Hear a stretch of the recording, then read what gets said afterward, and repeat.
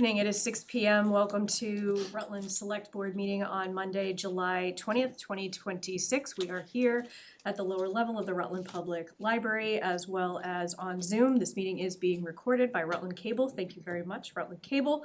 Could we all please stand for the Pledge of Allegiance? This meeting is called to order. I pledge allegiance to the flag of the United States of America and to the republic for which it stands, one nation, under God, indivisible, with liberty and justice for all.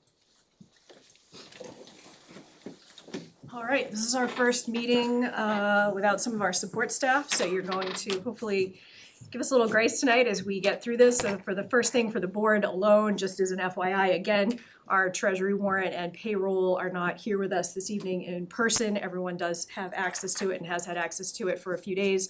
And if you could please, if it gets approved, go sign it at some point in Heather's office in the next couple of days. Could I get a motion to sign treasury warrant 2628, 26 payroll, paid PW 28, 27-2, and 27 PW2. And just as a note for people watching, we have doubles because we are at the end of a fiscal year doing that turnover still. So moved. Second. Any discussion? All in favor? Mattson, aye. Whitman, aye. Second, aye. And Dib, aye. Thank you very much. I have a set of meeting minutes from July 6, 2026. Those were in your packet. I know they are not here tonight in paper form. You can make a motion to approve, or we could hold them for the next meeting. I have no problem with them. I read them through, so I'd make a motion to approve the minutes. Great. I'll second. Great. Any more discussion? All in favor? Mattson, aye. Whitman, aye. Second, aye. And Dib, aye. And it is 6:02. We are hereby opening a public hearing. That is number 3 on your agenda if you're watching or reading it. It's for a Class 2 auto dealer license. The petitioner is Daigle Motorsports LLC at 206 Barry Paxton Road. Is there anybody here to speak on behalf of the application? I believe we do.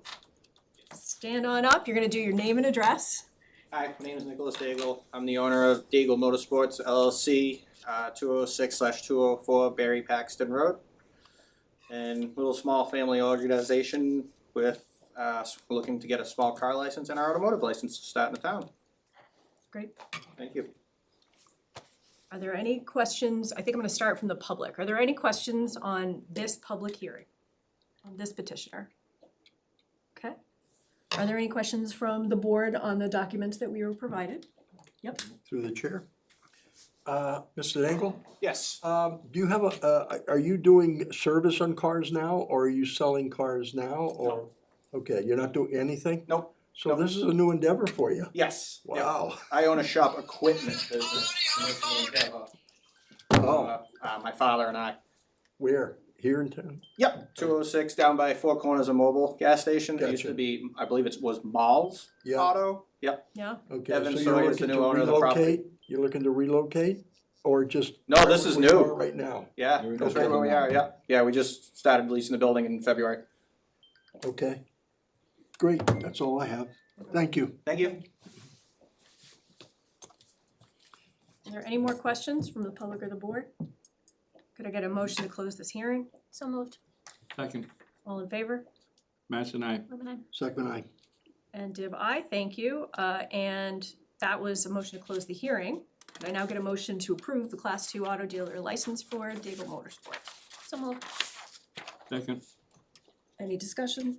I just wanna say, I think it's great that we're seeing some economic development over on Barry Paxton. So thank you for expanding, continuing, broadening all of it and staying in Rutland, so thank you. for having us. Do you have, I should have asked this question earlier, do you have a specialty in what you do? A little bit of everything, more of like hot rods, performance stuff is what Okay. you mostly see out of there. All right, So, a little bit of everything. all right, thank you. Can I follow up just a? Yep. What's your favorite car? Oh, that's a tough one. We ask tough next questions. one. Well, my grandchildren always ask me, they wanna know what's my favorite car, I said, the next one. Yeah. Nick, go through your inventory a little bit. Yeah, I have a few hot rods now, and the one I've had the longest is a '70 Chevy Nova. I've had that, I'm 40, I'll be 43 this year, I've had it since I was 13 years old. Wow. Oh, Good for you. all right. Are you gonna have that one out front so people can Yep. see it, or? Okay. All right, that's very exciting, something to look forward There's a to. few in storage there right now, All so right. they'll all be out. Something to see as we drive to Four Yep. Corners for burgers. Okay, Absolutely. I think, is there any more discussion? All in favor? Mattson, aye. Wait a minute. Second I. Dib, aye, congratulations. Thank you for Thank you. joining the meeting. And you are all set. You are free to leave or stay with us and enjoy the rest of the meeting. Thank you. All right, I am going to, it is currently public comment. I'm actually gonna come back to that because we have something under board and committee appointments that's a little bit time sensitive for a few people. So we're gonna go straight to number 4, ADA Commission. We're gonna seat new members on our new commission. It's very exciting. If you look in your SharePoint, or hopefully you have it up, I know Heather shared it with us a little bit earlier with some changes and some suggestions. So as we know, this is a brand new commission for us. And we would like to, she has proposed some staggered terms so that once we leave here tonight, we'll have some consistency moving forward with not an entire commission having to be reappointed every given year. That was actually part of the bylaw as we Perfect. amended it, so it was good forethought. So for anyone who is watching, we have received applications from 8 people. Then we have Heather, who would be the appointed town official member on a 1-year term. I know we have some of those people here this evening. I'm gonna list the names, and if you are present and you hear your name and you'd like to speak, we're going to recognize you if you'd like to say something. So the first person on this list is Ian Campbell. Hi everyone, I'm Ian Campbell, and yeah, I just think that disability is something that affects everybody, and so I am really looking forward to being able to contribute to the town, to at least be able to not only assist the town, but also inform the public that disability is something that matters and that everybody needs to look at. Thank you very much. Next is Laura Diltz, who I believe is not with us tonight, and I don't see her online. Next is Christine Drolet, who I do see. Ms. Drolet, did you wanna, Who's it, Laura Adams? Diltz, Laura Diltz. I just want to say that my husband has been since 5 years old, been wearing hearing aids since he was 5, and it does fall under the ADA. And he has special considerations while he's working as a paramedic to be able to continue to hold his job. He has to have special stethoscopes, the whole 9 yards. It's all granted through the Easter Seals /ADA for him to have this stethoscope that records while he's taking care of a patient. So I feel like I can be able to help out with some of that as well, as because some people don't look at it as hearing loss as a disability, but it is, and it does affect a lot of jobs and a lot of other services that people don't know that are available. And that way I would be able to help them navigate towards those services that they can look for. Thank you. Next on our list is George Farrington. Hi, I'm George Farrington. I'm a 11-year brain tumor, brain injury survivor. Since my brain surgery, I've spent the past 11 years as an unpaid professional advocate for both brain tumors, brain injury, and I spent 5 years actually working for Massability as a disability inclusion leader, where I helped bring the voice of the disability community to Massability so the agency could make better decisions for the people that it served.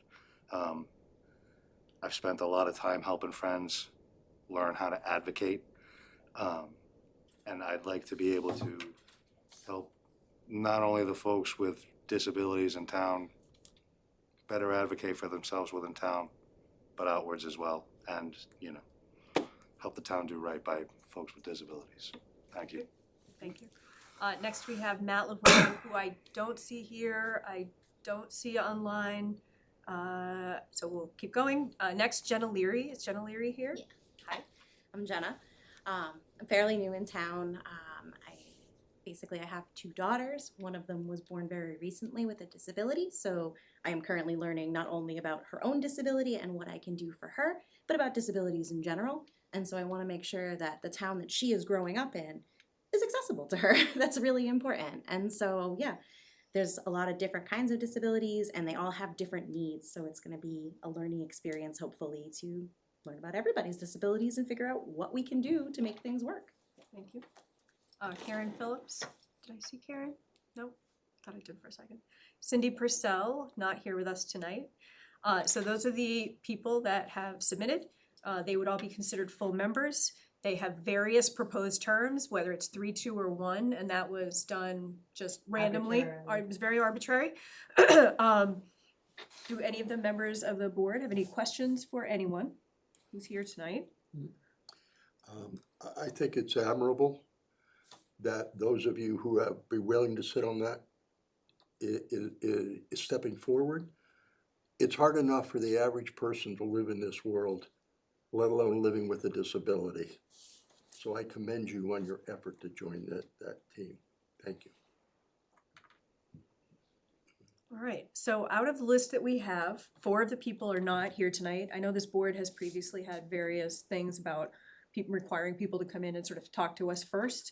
You can decide to make a motion to seat the entire commission as presented on the document if you have it in front of you, or you can do it one by one. It's entirely up to you. Do we have paperwork on the individuals who submitted? We do. We do. We have all of the letters of interest were submitted as well. And you'll have to forgive me. I'm not sure what the typical protocol is to how much of that information goes to the board. I know that we'll transition through this. I'm happy to provide that to you. We did adopt a policy revision last March that revised the board's request to have members that would be appointed to attend the meeting. And so it's no longer a requirement, whereas it once was. And again, please bear with me as I learn all the things that Tamika did that I don't even know that she did. So if that was one of the agenda items, we'll make sure we get that. Maybe you can enlighten in terms of, you reviewed all those, would you say that all of them qualify with a disability? That's an excellent question, because the ADA does have very specific requirements of who can sit on this board. How many of those members have to either be disabled themselves or be living with somebody with a disability. And everybody qualifies. We have a full roster, and I'm really I was really pleased with the number of people that stepped forward and outside of your potential comfort zones and to participate in this, as it's sort of, as you said, an inaugural committee. We've already applied for one ADA grant, and I have lots of intentions and plans, and we'll keep everybody very busy. So, Okay. yeah. Thank you. So 100%. 100%, everybody meets the requirements as put forward by the state. Thank you. If I may, I'm excited about this commission. I think it's long overdue in town, and I am really, really excited about the diversity of applicants. So I'm familiar with most of all of them. Thank you, Jenna, for attending tonight. I think you're the only person that I wasn't familiar with, but I love seeing new faces and new engagement. And so I think that this is a great opportunity to really bring some more people into town government and really make Rutland an important and improved space for our entire community. And looking at the diversity of all the applicants, whether they're present or not, I think it's a really good, broad, diverse group that hits a lot of different visible and invisible disabilities, and I think that that's huge also. So thank you all for your work. Yeah, it's wonderful. We have a great group in front of us. I would just note for anyone watching, excuse me, who is going to watch later, that as of tonight, if we seat everyone, we will have a committee of 8 plus Heather, who will be seated as our appointed member from the town, and there is still space. So the maximum number on this commission is 13. You can check all of that out in Mass General Law, it's chapter 40, and you can reach out to the town administrator's office because we do, as they noted, have sort of requirements on how many people should either have a disability or be related to someone with a disability or be simply a member of the public who's interested. And we can let you know which of those seats are available at any given time. So yeah, we're so thankful for all of you who are here and have told a little bit of your story and why you're doing this. So I personally know the other applicants that aren't here. I would be comfortable approving the slate as presented, even with those absent candidates. However, I'm not sure for the rest of the board how they feel, so I don't wanna push anybody in an uncomfortable.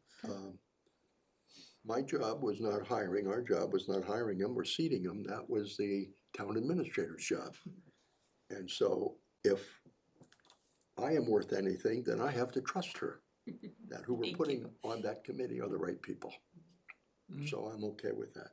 All right, could I have a motion to seat the full 8-member commission as presented? I guess I would say 9 because we need to seat Heather as well.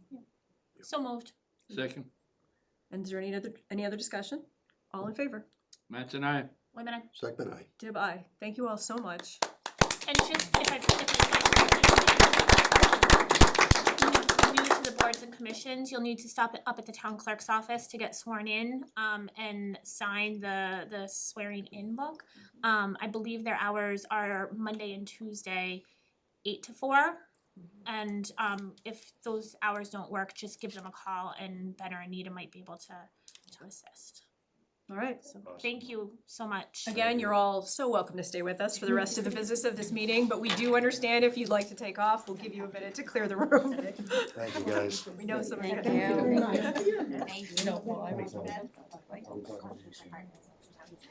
Thank you. Yeah, well, I'm excited. I'm very excited about this.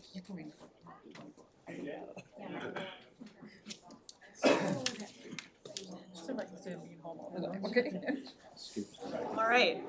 I appreciate your patience if you are here for public comment. Is there anyone here for public comment? And just a reminder, you're going to do name and address. And it's not something that we would be able to discuss or vote on tonight, but we are always happy to hear anything that residents have to say. No, you're all here for other things. All right, I only have 2 quick things. One is, and they actually walked out, somebody who was one of the organizers, but I just want to say thank you so much to all of the organizers, and actually some of you are here, of the 250th Army Band concert last Friday. I saw clips of it. I was unfortunately out of town for it, and it looked amazing, and it looked like, for everything that got said about Rutland over the past few months, that was Rutland, 4th of July, at least to me, even though it wasn't on the exact 4th. It was a thing of beauty. Seeing those little kids do their little parade, I cannot thank you enough, cannot thank the Army Band enough. That was just glorious. I also want to just note that Carrie Remington is about to leave us. This is an absolute just generational change for our library. She's certainly the only director that my kids have ever known. And there is an event for her coming up this week over at the library on, I believe, the 23rd. So we yet again say thank you sincerely to Carrie Remington for everything she has done to keep this building going over the years in the midst of lots of tough years. So thank you, Carrie. Does anybody have anything else? I just want to echo the thanks for those 2 big events because they were phenomenal. The Army Band and then Carrie's retirement is sad and exciting for her and well deserved. So thank you. Sheila? Yes. Now, we all did our part for the Army Band, but the one that brought it all together was Harriet Clayman here, and I just feel that. Thank you, Harriet Clayman. Yeah. That went off very well. As a matter of fact, the concerts over the years that I'm usually there for all of them have gone off as well. So it's just a continuation, and they just keep moving forward. And I think that you're doing a very good job with it. I think made everybody a little proud of Rutland again if they had lost it. So we really can't thank you enough. I think it was perfect timing. It was great. All right. All right, that was an easy public comment. Thank you very much. We've already gone through board and committee appointments. That was number 4. And we have the events committee. And here you are, number 5. Did that renumbering work? Yep, totally worked. Thank you. So we formed 3 years ago to continue the concerts after the 300th. The first year we started, we had to raise our own, I'm gonna stop you. Yep. I think we need a quick intro of all of you, okay, so that we have it on the record. Off you go. sure, Jean Sigliano, Address. Susie Drad, Thank you. Christine Drollet, East County Road. Thank you. Harriet Clayman, 166 Main Street. Thank you. Barbara Ushala, B Avenue. Samantha Green, Main Street. Brian Green, Main Street. You're here for something else. I'm here from Mount Grace. Fantastic. I should have known by the shirt. Okay, thank you. Go ahead, Jean. So I was just gonna give a little summary, I'm not sure really what we're supposed to do. Heather did put together a very nice, huge packet for you guys. She did, it's fantastic. But for the general public, we formed 3 years ago, we were appointed to continue the concerts after the 300th, but we weren't called the concert committee, we were called the events committee. So we had to raise our own money, we have to raise money for bands, police coverage, and porta potties. After that first summer, because our name is events, we surveyed the community to see what other events they wanted. And we were surprised that the list contained a lot of events that already happened. So that's why we developed the Community Expo, so people could show the community what events they're already running. And from that, we have expanded. Sam has taken the lead, Sam and Brian, in the Makers Market. And that happens the first Saturday of the month in the good weather. And the purpose of that, besides providing makers a venue for their products, was to raise money for the concerts, because we're finding it more and more challenging to get sponsorships. This year, we only got 2, Gibbs and Cornerstone. And we happened to have $5,000 from a grant that we got last year, but we had already had sponsors. So we're doing okay. We also have run a couple of decades dances. And now we're adding another grant that we wrote for the summer send-off Labor Day weekend. It's supposed, we didn't get the whole grant, so it's a scaled down version of what we were going to have, but there's environmental education, arts, music. We have DCR coming. We have Agro Eco, which is a farm here coming. We have some farm animals from another farm. I don't know what farm that was, if anyone knows. Treasure Hunt. Treasure Hunt. We have the Boy Scouts coming to do a fishing, or the Cub Scouts, I'm sorry, to do a fishing program. Anything I'm missing? The Girl Scouts. The Girl Scouts are coming to do the lip sync. We have a DJ to help with that, and we are paying for a couple of inflatables, but not jumping ones because of the danger. Axe throwing, which I'm sure is not real axes, to an inflatable. And basketball, soccer, and football, I think. So that will have a presence on the common and people will see it. Nice. So that's what's coming up. And if anybody wants summer concert schedule, I have those. And Makers Market schedule, and I'll leave them on the table. Anything else we wanna add? It's pretty inclusive. Any questions? How can the town help support you? Meeting place on Okay. Thursdays and, or the days that we can't be here, I'm sorry, Mondays and Tuesdays. Okay. More access to the sign in front of the police and fire. Okay. If we can put more events up on there. I don't know how we've done it in the past, but Tamika has done it in the past. yeah. I have the password. Oh. All you have to do is email me, All right. maybe 3 times. Yeah, and Tamika, I have to say, we will miss, I feel very bad for Heather. She has been wonderful. I mean, we have kept, through Tamika, kept our part of the website totally up to date. Every time we have a new event, I send her the material, she puts up the page. As soon as the event's over, create a Facebook album of pictures, send it to her, she puts up the page. So access to do that ourselves would certainly take it off of Heather. Okay. I think So you need public information training perhaps into getting access to just their own page? We have to think about that. We're gonna look, if you seat a communications committee, I think that would be part of that overall consideration. How do we manage that? Right. Right. Getting the word out is, we've had a number of people say to us, oh, you're looking for money? We didn't know you wanted money, we thought you had all the money you needed. And we've put things on Facebook, we share web pages with other organizations, and we still don't seem to get the word out as far as our need for funds to be able to do the things that we wanna do for, especially for the concerts. Okay.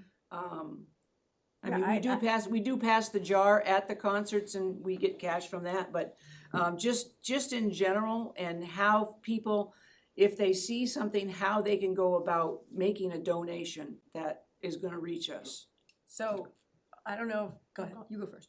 No, well, I was gonna say, I wonder if, hearing, and this was going through my head, hearing that kind of, you're bringing DCR in for the, back to school send off or whatever, I wonder if coordinating with like Conservation Commission in that instance, but other boards and committees might be helpful, but also reaching. Concom is coming. Okay, good.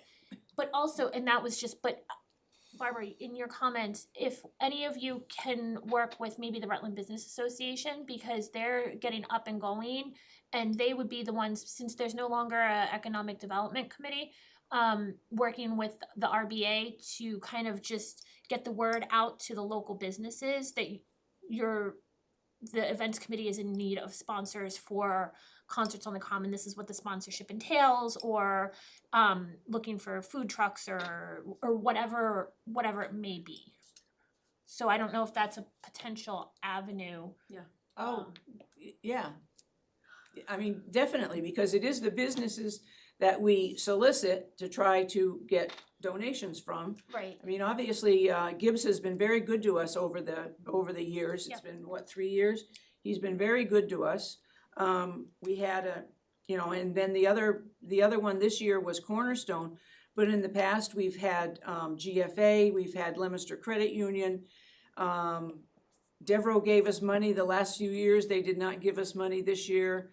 And so it's just, the financial climate of the town seems to be not helping us out this year. I also wonder if by going with the RBA or one of the other, like, and I say RBA just because they're building the businesses in town base, that maybe if there's smaller businesses that couldn't or don't feel comfortable sponsoring a full concert, might be able to partner with another one or two small businesses that might be willing to then sponsor a concert. Well, one of the things that we do, we have a letter that we send out, and we have different levels of sponsorship. We've got $1,500, $1,000, $500, and then we've got anything lower than that, pretty much between $100 and $499. So there are avenues where somebody can give if they don't want to come up with the $1,500. I understand that's a lot of money.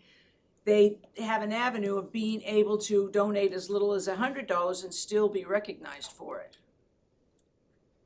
That's on our letter that we send out to the different businesses. So the letter does not go to citizens, to residents, and that was something that we learned at the last concert. A regular concert attendee who donates in the jar that goes around didn't know we needed more money. And how can we can't afford to mail to everybody, but is there a way we could put something in with the tax bill? Or not water and sewer, that doesn't go to everyone. Right. Like, can we add to a tax bill? Sometimes. Yeah. It depends on the weight. Yeah. And with the permission of the select board, you're the authority on that. Yes. So we're looking into that too for stuff that we need to get out. Right, that would be, that's huge. Yeah. If we were to do a mailing to the entire town, I believe it would cost us somewhere around $1,400. Yep. To hit everybody in town. Right. For a mailing, and that's that's, The we're cost not of a concert. guaranteed that we're gonna get that $1,400 back and then some by doing that. But if there was some way where at the beginning of, or towards the beginning of every concert, we could send something out, I don't know, I know something went out with the, was it the census or the dog licenses or something? Those I go know out there was- together, so yeah, probably. There was something, I even forget what it was, but if we could get that out to more people, you know, get our website out there, get our Facebook page out there. Yep. You know, that kind of thing, so, And the Wachusett Free Press does go to every home as yeah, well. we get in touch with them. Yeah, they've been good if we send them something, but we didn't send sponsorship stuff to them. We sent more information about the events, but that's a good idea. Okay, so a couple things. Yes, every door direct mail, which is what you're talking about, is expensive to hit every door. And also there are requirements about what the print looks like. You can't just do anything, and that makes it cost more because it needs to be, I wanna say it's 5.5 by 10 on, you know, a glossier thick card. And so there's a whole thing with that, so that's expensive. The one organization I know of right now that does still hold an indicia, which is the permit, is the Council on Aging. You could certainly reach out to the Council on Aging and ask to do a joint mailing with them, so that indicia gives them a lower permit, a lower cost per piece. Might be something to look into. I guess what I would say is, instead of every door direct mail, which is like, we would love to get to everybody, don't let perfection be the enemy of the good. If you can get it just out to the Council on Aging, go do that. They do a wonderful newsletter, right? Every month, that thing is going out. I would suggest you reach out to the grammar schools, Naquag, Glenwood, Central Tree. They are willing in some cases to send things out. They do mailings, you know, any of the parents here would know, they're sending stuff out several times a week. In many cases, they're sending inserts. Nobody wants paper anymore anyway, so they're sending a, you know, cute little flyer. You could do it that way. And then I would suggest reaching out in the fall to our 2 high schools, and, you know, for all I know, the private high schools as well, to see if there are any students in the communications classes or in the graphic design classes who would like to help you out. They could do TikTok videos for you. They could get you the visual that you want. Instagram, All the things. And a lot of them at that point in the year, particularly the juniors and seniors, are looking for things to pad college applications, and so this would look amazing. So you could sell that to them this summer, kind of get that little package together, send that out, get it to the department heads at the high schools, and you might get some traction there, so. It's a good idea. I wish we could just hand you a check, but as you know, we can't do that. You know that. Couple of questions on food trucks. We're wondering if the food trucks who come to town and park in front of the library, do they pay anything more than their permit? No. And currently at our events, they don't pay. That's one of the things we're thinking about, putting on an agenda for next year. They're making a lot of money here. We've asked for donations from them, and so far Morawski has been very generous. Other than that, we haven't gotten anything. So we are thinking of that. And we're thinking, another thing we've learned is if we don't have adult beverages, we don't need the police. So that would cut an expense. So those are things that are on the agenda for discussion. I have a question about the police, only because I see the kids crossing the main street during the concerts on the Common, and it gives me a heart attack. And so if there's no alcohol, there's no concern of the kids crossing, because that's my bigger concern, is the kids crossing Main Street, especially back and forth to Safeway, but also the Palmagussit intersection. Is the That's kids. something to talk about, I guess. Has crossed my mind. Yes, yeah, I've thought about it too. Yeah. But maybe there's something else we can employ that doesn't cost as much. Crossing guards.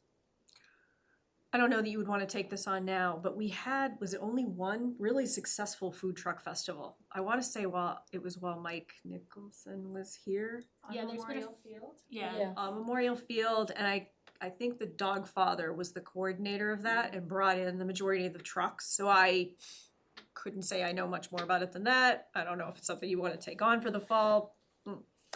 I think that there's been some back and forth with the iterations of all of that, and I know the past few,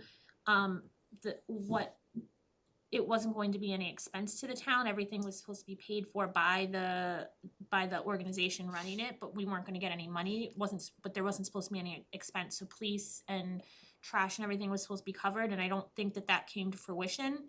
And then it wasn't well advertised, and there was a lot, the trucks weren't happy and the town wasn't happy, and so, I have heard. Yeah. All I right. don't think the events committee has done a food truck No, fest. we haven't. No. No. Okay. And I know there had been conversation about trying to do like a Rutland specific truck festival or something, because Rutland has a lot of trucks that are licensed out of Rutland. What I've learned through all of it is the community for which the trucks are licensed out of is where the meals tax comes back to. So regardless of where they're serving, the community from where they're licensed is getting the meals tax. So if we have our food trucks, we're fortunate we have very successful food trucks. They go all over. If they have a banger weekend at Treehouse, we're getting all of that meals tax in Rutland. If we bring outside licensed trucks into Rutland, we're not getting that meals tax. So that's just something to be mindful of. Yeah, we have tried to just have Rutland trucks. Yeah. Okay.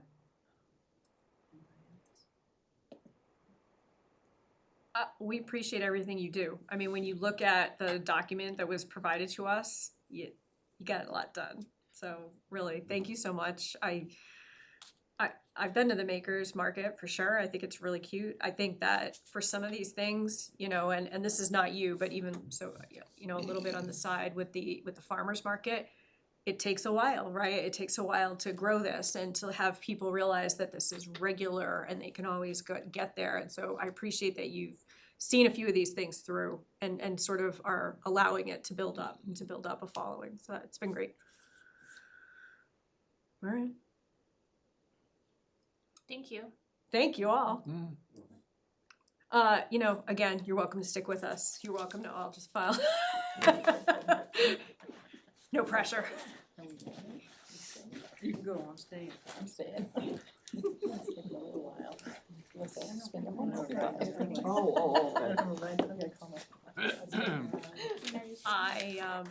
So for the board, if there is no objection, because we have one last person here in the audience, I'm gonna jump over old to new business so we can get this going. This is the Dolan Naquag Conservation Restriction with a request for a letter of support, and we do have Helen Castle here from Mount Grace. Thank you so much for being here. Thank you for having me. We're very excited about this project. And we really want to thank the Conservation Commission for fully endorsing and supporting the project. So I just want to talk about what it is, sort of the conservation values and what we're requesting from the select board. We're asking for your support tonight, and the conservation restriction is still in review by the Executive Office of Environmental Affairs. This is very standard. They review it very carefully. So we're proposing to come back in a month or two at most and request a vote from the select board for endorsement and support for the conservation values and the project. So that just kind of gives you an overview. The project is the Dolan Farm, which I hope you're all familiar with, along Pleasantdale Road. It is a breathtaking farm and gorgeous views. The conservation restriction we're proposing is to the north of Pleasantdale Road, and that's where the main farm is and the forest land is. To the south is that view of a field down to Damon Pond. That still will remain with the Dolans. So it's the main farm up north of Pleasantdale Road. Let's see. The purpose of the conservation restriction is mainly to keep it as a working farm. That is our full intention. The Jordan Dairy Farm currently farms those fields. They will continue to farm those fields. We are proposing to transfer the property to the Chattahoochee Nipmuc tribe. And Itay Santana is not here with us tonight, I don't think. but he is from the tribe, so they will own the property, and Mount Grace will hold the conservation restriction to ensure the stewardship of the property. Initially, the tribe is gonna work on stewarding the forest land, working with licensed forester to develop a forest management plan, to identify the native plants that are used by the tribe for medicinal and food purposes. And Mount Grace is gonna ensure that there's a farm management plan that goes with the Jordan continuing to hay the fields. Just conservation values, as I'm sure you know, it's open space, it's gorgeous, breathtaking views. It has statewide important agricultural soils called the Paxton Series. That's why it's been a farm for so long, is because of the productive soils. We're interested in protecting those. In addition, they have wetlands and streams in the woodlands. Those will remain in woodland riparian habitat for the wildlife and for the water quality. Obviously, it's an indigenous, historically cultural landscape. Naquag is a Nipmuc name and we feel like that they were perhaps on that farm at that time. So that kind of aligns with that. We also feel like it's consistent with the Rutland Open Space Plan, particularly goal number 3, which includes protecting wetlands, wildlife habitat, and preserving farmland. So we just think we're very excited about this project. We think it's a really great opportunity to protect a gorgeous landscape and keep it in farmland. So we're asking for your support as a select board, and hopefully you'll consider the vote in a few months to sign the conservation restriction. And I'm happy to answer any questions you might have. Helen, I think if you don't mind, you're the best person to do this. Can you explain for people who watch later or who read it later exactly what is happening? So there is currently a house with farmland. We're talking about 84 acres. Can you just quickly explain to people what happens to the house, what happens to the land, and what the restriction means relative to ownership? And you did already address a little bit of it. Yeah, I mean, a conservation restriction is basically, it's kind of, it's selling off the development rights. So this will remain a farm, it won't become a development. The house stays there, the tribe will, it's currently being leased by the brother of the Dolans, but he's gonna move out within a year. And it's gonna be the tribe's gonna stay there. You know, Jordan Dairy Farm is going to, you know, continue to farm the agricultural fields. There's gonna be increased stewardship in the woodland. Really, if you're driving by, you won't notice a big difference other than it remains a farm in perpetuity.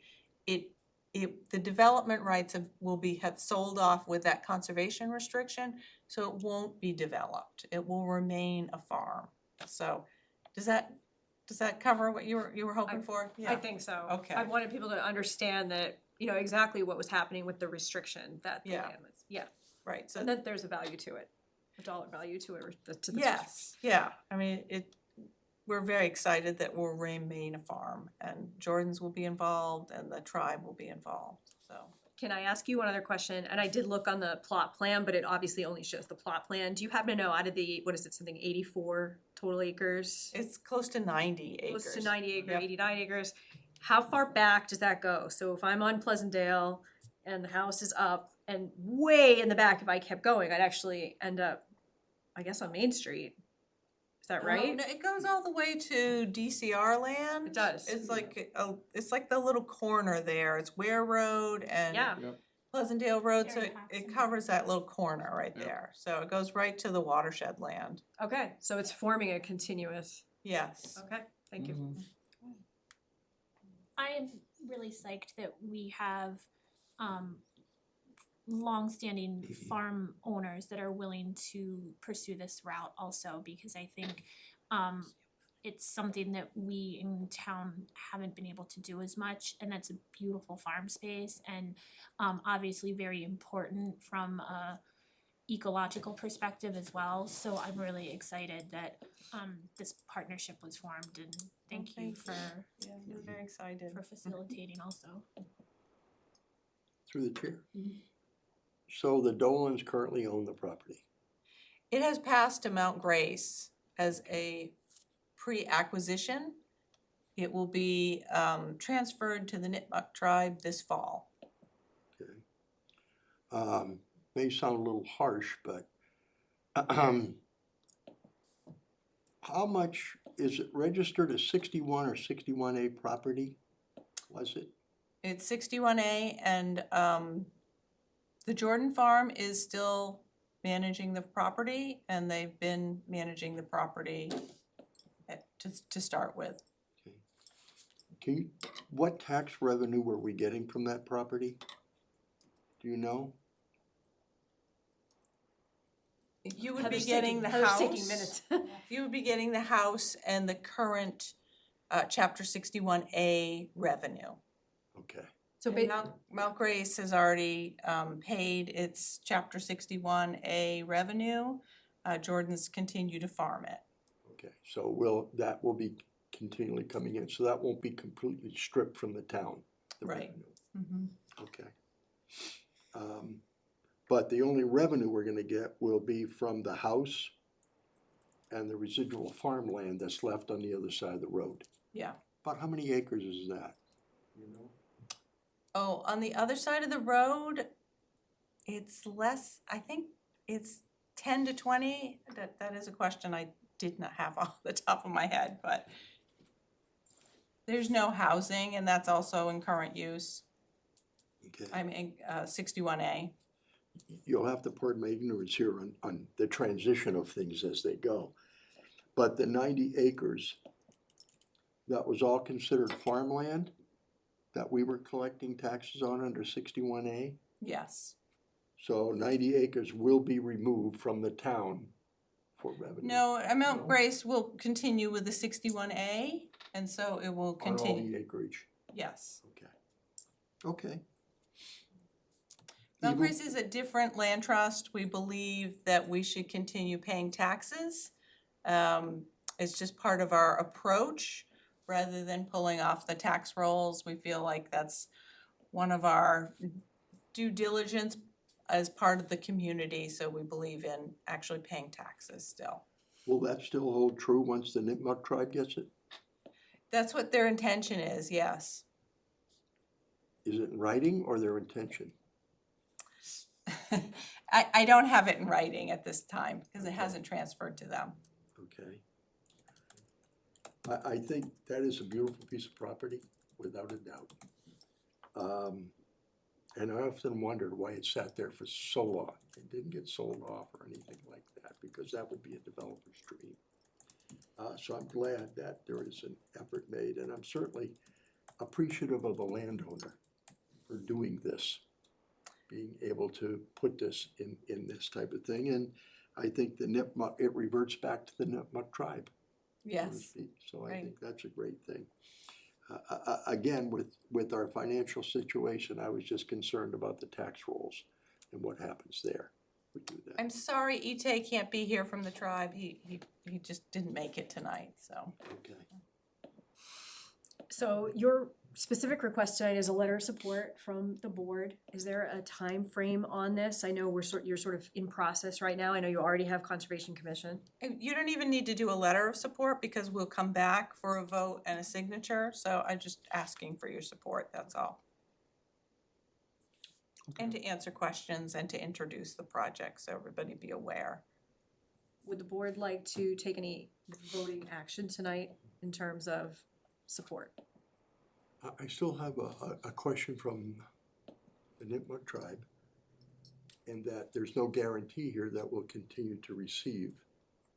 So from me, I like a little more solid answer on that, Okay, if they can Yeah. give it to me. when we come back, we'll definitely have an answer for you. Okay. Thank you so much for being here tonight. Oh, thank you all for Thank you. your questions, and we're looking forward to this. This is amazing. Would it be best for us to submit questions in advance so you're prepped if we are able? Sure, that would be great. Okay. Yeah, So we can do that all through Heather if you have questions that come to you so that you know. If I may. I've spent a lot of years in this town, and so coming home from school at the end of the school season, my father's favorite words were, "Where are you gonna work this summer, Paul?" Okay, so I wound up working for quite a few farms around here in the area over the summers, and I have watched with some disdain, chagrin, or whatever, some of these farmlands turned into housing areas and so on and so forth. So your effort is appreciated in this corner of the room anyway, so yeah. Thank you, I really appreciate that support, yeah. It is important, we're all, you know, these areas were very agricultural and it's important to just try and keep that going, so.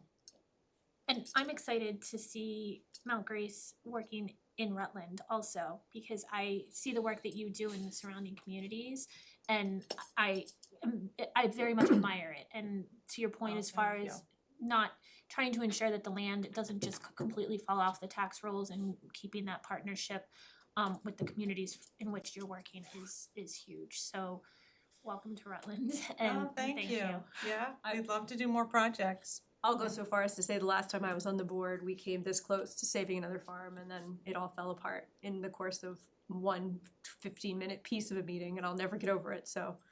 Okay. Yeah, so thank you. Oh, wonderful, thank you. Thank you so much, Helen, and thank you to Mount Grace. Again, welcome to stay with us, and you're also. All right. I don't wanna keep anybody. Thanks again. All right, thank you so much to the board for humoring me as I kind of flip around on this agenda. So I'm gonna go back to old business, and we have a continuation of our meeting space discussion, which we have some documents on school building availability, which made me very happy. Well, you had asked me to reach out to the Yep. schools. Since they're on summer hours, it's been, the correspondence has been hit or miss, but definitely positive feedback from especially Glenwood. They have that beautiful library space. It would make a great meeting location for boards or committees, really of almost any size. So, yeah. So the only thing that this did not say, I mean, it kind of does, it just says contact school staff during the day, during school hours to learn more or to schedule a meeting. Right. And so we're going to be allowed to reach out to our boards and commissions and let them know that. So what I would encourage is that boards and committees that are having a difficult time finding meeting space, please let me know what your meeting requirements, what your dates are, and I will help coordinate with the schools, at least for that initial introduction opportunity, and then obviously let you handle it from there if that's something that boards and committees are interested in pursuing. But the schools were happy to contribute where they could. The meeting space has been available all along. We've just never needed it and never reached out to take advantage of it. So. Okay. And now as a bonus, Glenwood has new sidewalks. So we're gonna Yes. recommend Glenwood to you for first, yeah. And the new principal there seems lovely. He's a international hiker and he just looks fascinating. Yes. Is there going to be a charge associated with that? Because There is that's what their policy has been in the past. Yeah. And it started when I was involved in Girl Scouts, and they, from time to time, we would meet at the schools, but then it became a thing of we were gonna have to pay. So, I do not believe there's a cost to the town for Okay. this. that would be awesome. I believe it was almost alluded to, because there is already a night custodian in the building until 10 p.m., as long as the meeting doesn't go beyond. When the night custodian was about to lock up the building, it should be fine. And potentially, I'm only gonna say, if it's an adult meeting, that hopefully there's less cleanup management than arts and crafts and everything that may or may not. I mean, I don't know what some of our boards and committees do, but we're not doing arts and crafts here, so. Our Girl Scout motto was leave the place better than you found it, so. That's right. Yeah. And obviously we'll have some initial challenges with our cable staff, where we have so few members of them. We may be asking that you manage the Zoom account on your, they would set up and start the Zoom for you, but you'd have a laptop, hopefully, and we'll work on some of those details. Thank you. That was very good news. Thank you. Now, the far more complex and far longer letter came from KP Law in regards to this particular building. Do you want to summarize this for us? Do you want me to give it a shot? This was a lot. Roger was very complete. Very, very thorough. Yes. So I will. Sorry, I just wanna say, I see that it says confidential attorney-client communication, not a public record, so just. So it has not been shared, and I guess what I would offer is that as part of your policy for the release of documents that say this is not a public record, that is at the discretion of the board, right? There isn't anything necessarily sensitive in that document that the town isn't in any litigation. There is no state secrets there. However, it is customary that town council will put that label on a document that they provide the board an opinion on. So at some point, if not now, at some point, we may want to consider whether or not we still consider that document a public record. I think it was on our agenda. It's a public record. I don't. Yeah, but I don't disagree. Okay. And again, I wouldn't have put it on there if I thought that it was, right. There were, again, we're not leaking state secrets here. Yeah. So these, the one sentence summary is that the trustees have control over the business hours and the opening and closing and the use of this building. It is not a building that comes under the select board jurisdiction, as do the other buildings in your town. That is the one sentence summary that is the opinion of our town council. So I think the other thing that we should probably pursue later, not for tonight, and it's not really necessarily our job at all, is question number 3, the fact that there is no written agreement between the library trustees and the cable commission, I thought it was commission, cable commission. Mm-hmm. And so is that something that at this point should be pursued in addition to us, revisiting? It is ongoing. Okay. The trustees and cable have been meeting fairly consistently and have drafted a very good memorandum of agreement that is in.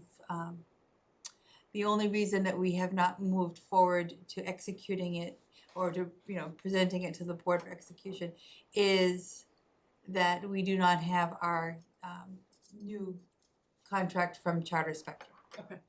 So and there are some funding commitments in that MOA that I am not comfortable recommending that we commit to until we know what the status is of our contract with Charter Spectrum. So the trustees have been very patient with me as I continue to ask them to hold off moving forward with that document.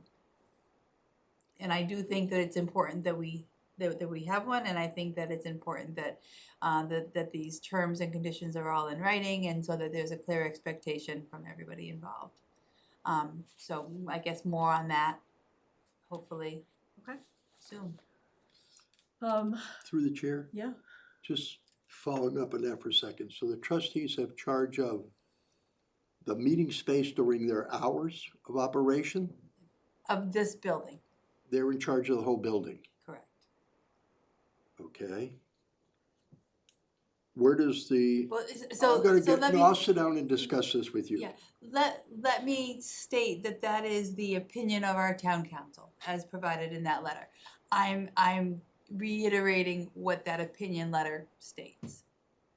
I'm not arguing with your pillar, I'm just trying to define here that if the library is in charge of this building, then they're in charge of everything on the building. Correct? Mm-hmm. Yeah, his opinion said everything inside the building. Including all the expenses. Not necessarily.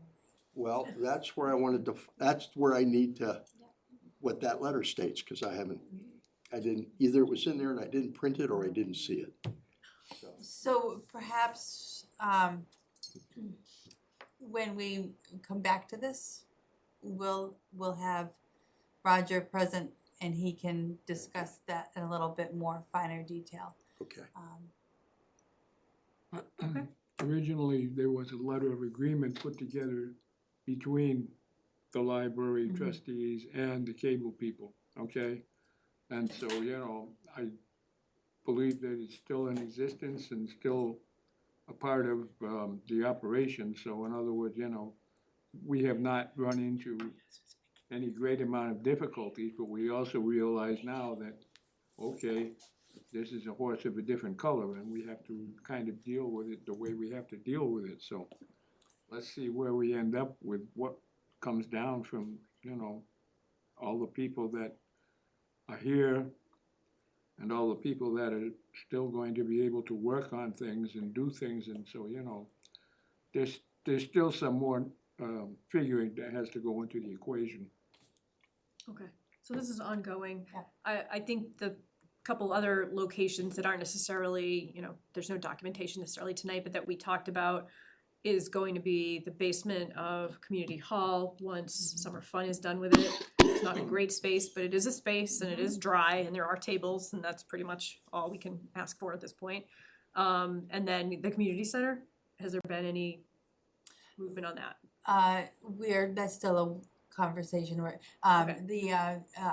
the COA director is absolutely, in full support Yeah. of it. We just have to logistically Okay. get that organized.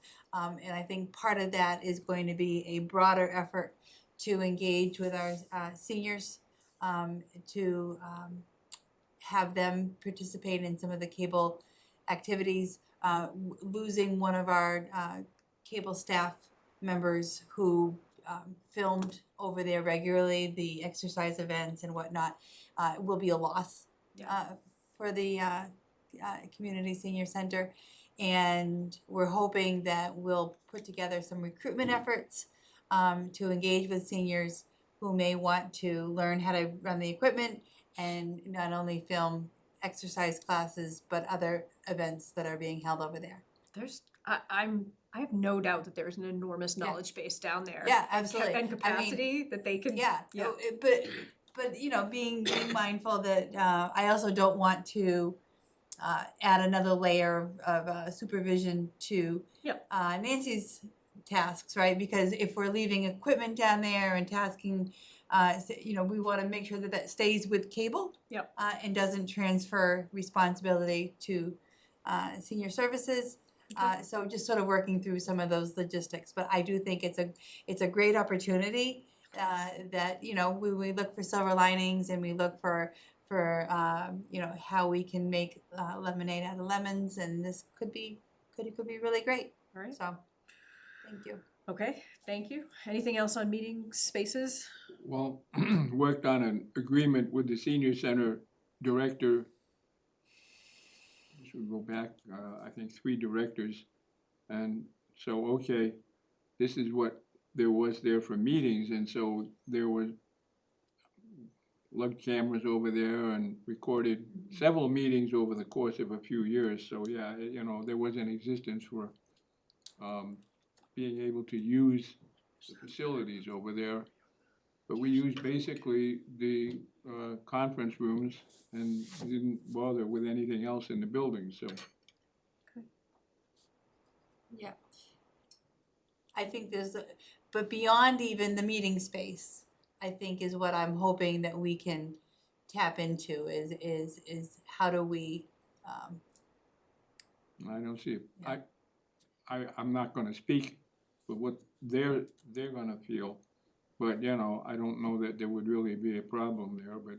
no, I don't expect there to be a problem at all. I just need to make sure that we're coordinating it in a way that is, that makes it accessible and responsible. Yep, no, I went through and coordinated all of the programs that we recorded over there and so on and so forth, so yeah. And so, you know, that was a ways back too.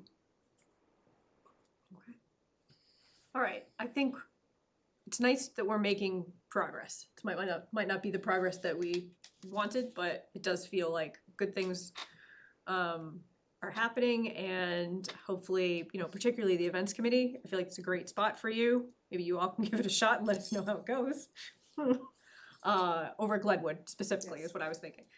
So, all right, that sounds good. We will keep looking at that. Another thing, also under old business, is number 7, our town welcome signs. Off we go. So we definitely have a great update on the whole finance piece. That budget report update, I think, clarified a lot, at least for me. Did anybody have any questions about what was recommended? No, I've had 2 people come forward to me and ask about, you know, Okay. when it was gonna happen and what was gonna happen. Okay. I do like the idea of maintaining it. I understand that it doesn't qualify for revolving fund status, but I do like being transparent and having it in its own account, that then it can be tracked specific for use for anything to do with the welcome sign area, and that it's not just going into the general fund. And if we track it through a special revenue fund, it is accrued, we can accrue it from fiscal year to fiscal year. Which is exactly what we want. Right. To the comment about how anything that was formerly left in the account might have cycled into the general fund. Personally, and I'm not sure how we could look into this, it's been so long at this point, and so there's been so much transition, including at the town administrator level, but the whole point of our price point at the time was to pay the vendor that was making the signs, which makes me think there was very little money, if any. Yeah, and there needed to be a replacement sign made because one was moved. Yes. Right. Yes. Yes. Yes. And so I don't think that there was any money left in that account because. Yeah, I don't either. So And just going forward, that it will be a special account, a special line item. Right. I think that that's what we can do, and it's set up in the system. Yep, as I appreciate what Kate recommended. That feels like absolutely the right thing. So thank you to Kate Messina, our accountant, for all that work that she did to track that. Moving forward, Heather, is there anything? There is an action request on this. What do we need to do next? Well, I guess I would like direction as to whether we're putting this as a news and notice that we're actively seeking. Yep.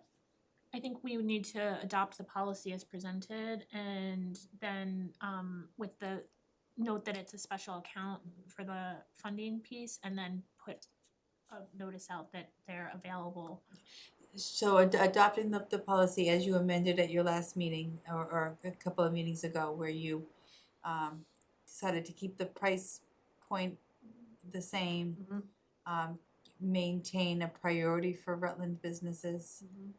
But leave it open to all locals to submit. Right. Yeah. Okay. With the 2-year. And I think we said it would just be like a randomized lottery for selection and Right. not a first in, first out, whatever. Right, so the current document does not yet show those changes. Right. So actually, let's reconfirm everything that was just said here tonight. We'll make those changes. We won't take action on this tonight, but I think one thing we can do is put something out on our website or socials saying, please be advised. The town is beginning the process of updating its sponsorship signs, and more information will be coming. Okay. Sheila, what signs are those? I almost, sorry. The entrances. At the entrance to the town, all the borders, You know, where our the really nice ones? the Welcome to Rutland sign, which is not changing, but then there's a sponsorship sign under each one. And they've been up there 2.5 years longer than the original They agreement. were supposed to be. Okay. I have a question on number 2. I was thinking about that as I was reading it, and we, if they don't buy a new sign, they keep the one they have, and they're only gonna pay 50%. But maintenance in number 2, maintenance includes upkeep of the welcome signs, landscaping at the base of the signs, and any necessary repairs to the wood signs. does that include their signs and the main sign, welcome to Rutland there, if you will? Or just the main sign, welcome to Rutland? Or we're also gonna taking care of their sign when they didn't buy a new one to begin with? I agree with that. We could take out the plural. Maintenance includes upkeep of the town welcome sign. Call it a day. Yep. Right, because I think we're putting the onus now solely on the businesses or the organizations that are buying their sponsorship sign for their sponsorship sign, where before I think the town coordinated the purchase of all of those. I think so, cause that's why they're all pretty Yep. much the same. Right, no, yeah. We're But- no longer taking responsibility for their signs. Right, right. So it would just be for the, Well, just Yeah. the main welcome sign. Yep, totally agree. Okay. Length of the sponsorship under number 4 currently says follow the fiscal year, which I don't think we'll be able to do, cause since our fiscal year has already started, so we should probably make that a little bit more flexible. Okay.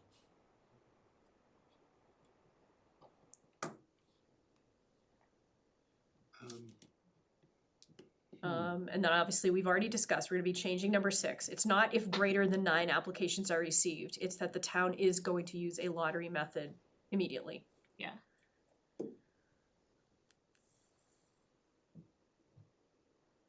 And did we decide that they were gonna stay for 5 years? I thought we had them on as Harry said 2. two. Yeah. Right, Yep, so, Harry said 2. yeah, I was gonna say, I thought we had 2 because that gave businesses it gave more turnover for businesses, different businesses. Right, and we if- kept the price point low because of that. Right. And that makes sense. Yeah. I think number 11 is important. I actually don't even remember noticing this the last time I read this, but if a business closes during the term of the sponsorship, the sign will be removed, and we should probably add by the town. And the fee will not be refunded.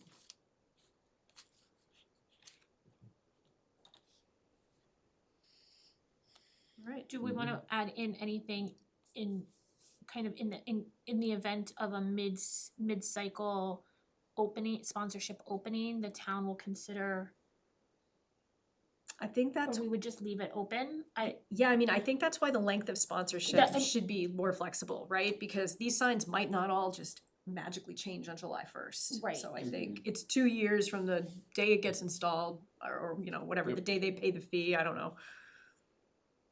I mean, I think it's a lot to manage from the town side when they're being installed or whatever. But I do, that's a little bit, I mean, that was part of it too, why the conversation, I think I remember when we were talking about doing a 2-year sponsorship, was that it was only 2 years instead of a 5-year, was so that if a business closed, likely at most, it would be a year of no sponsorship on the sign. Yep. Yep. And so. Yep.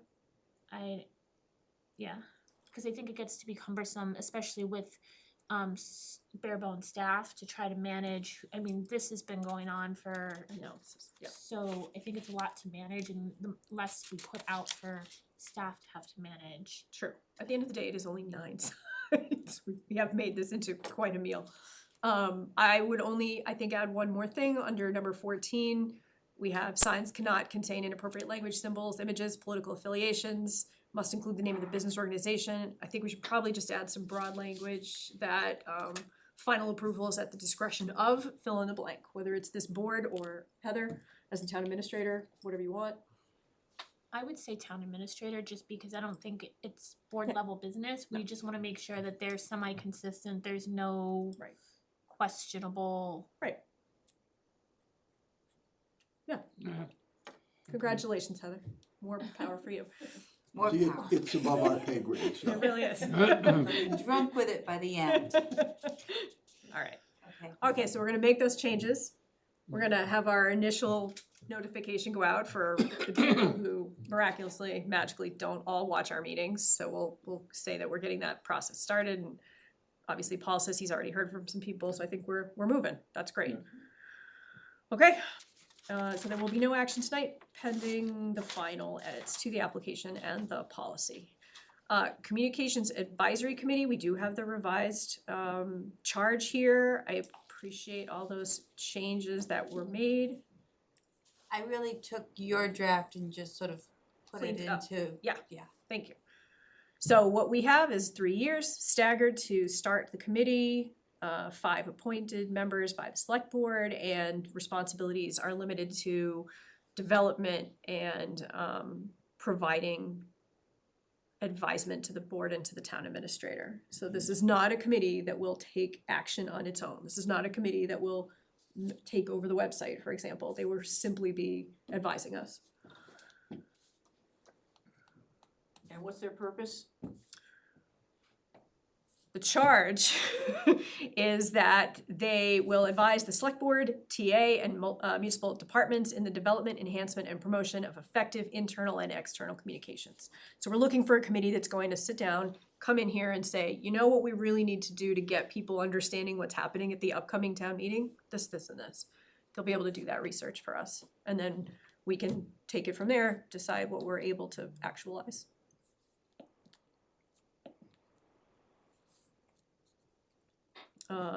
Just note again, and Heather took our notes, that this is an advisory role. The communications committee serves solely in an advisory capacity. I'm okay with that charge. Okay. Thank you. Alright. I would take a motion if everyone is happy and we can get this committee going.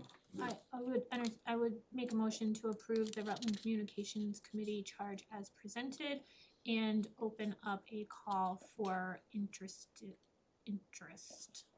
Great. I'll second it. Right. Thank you. Is there any more discussion? No. All in favor? Matt's and I. Wait a minute. Segment I. And Dib, aye. Thank you. Next, number 10, Board and Committee Code of Conduct. This is something that our first town administrator brought forward and had action on back in, I think we found it in, what, 2018? Did we skip the building committee? Did I? Yeah. Oh, sorry. Back it up. Seriously. Town Building Committee, number 9.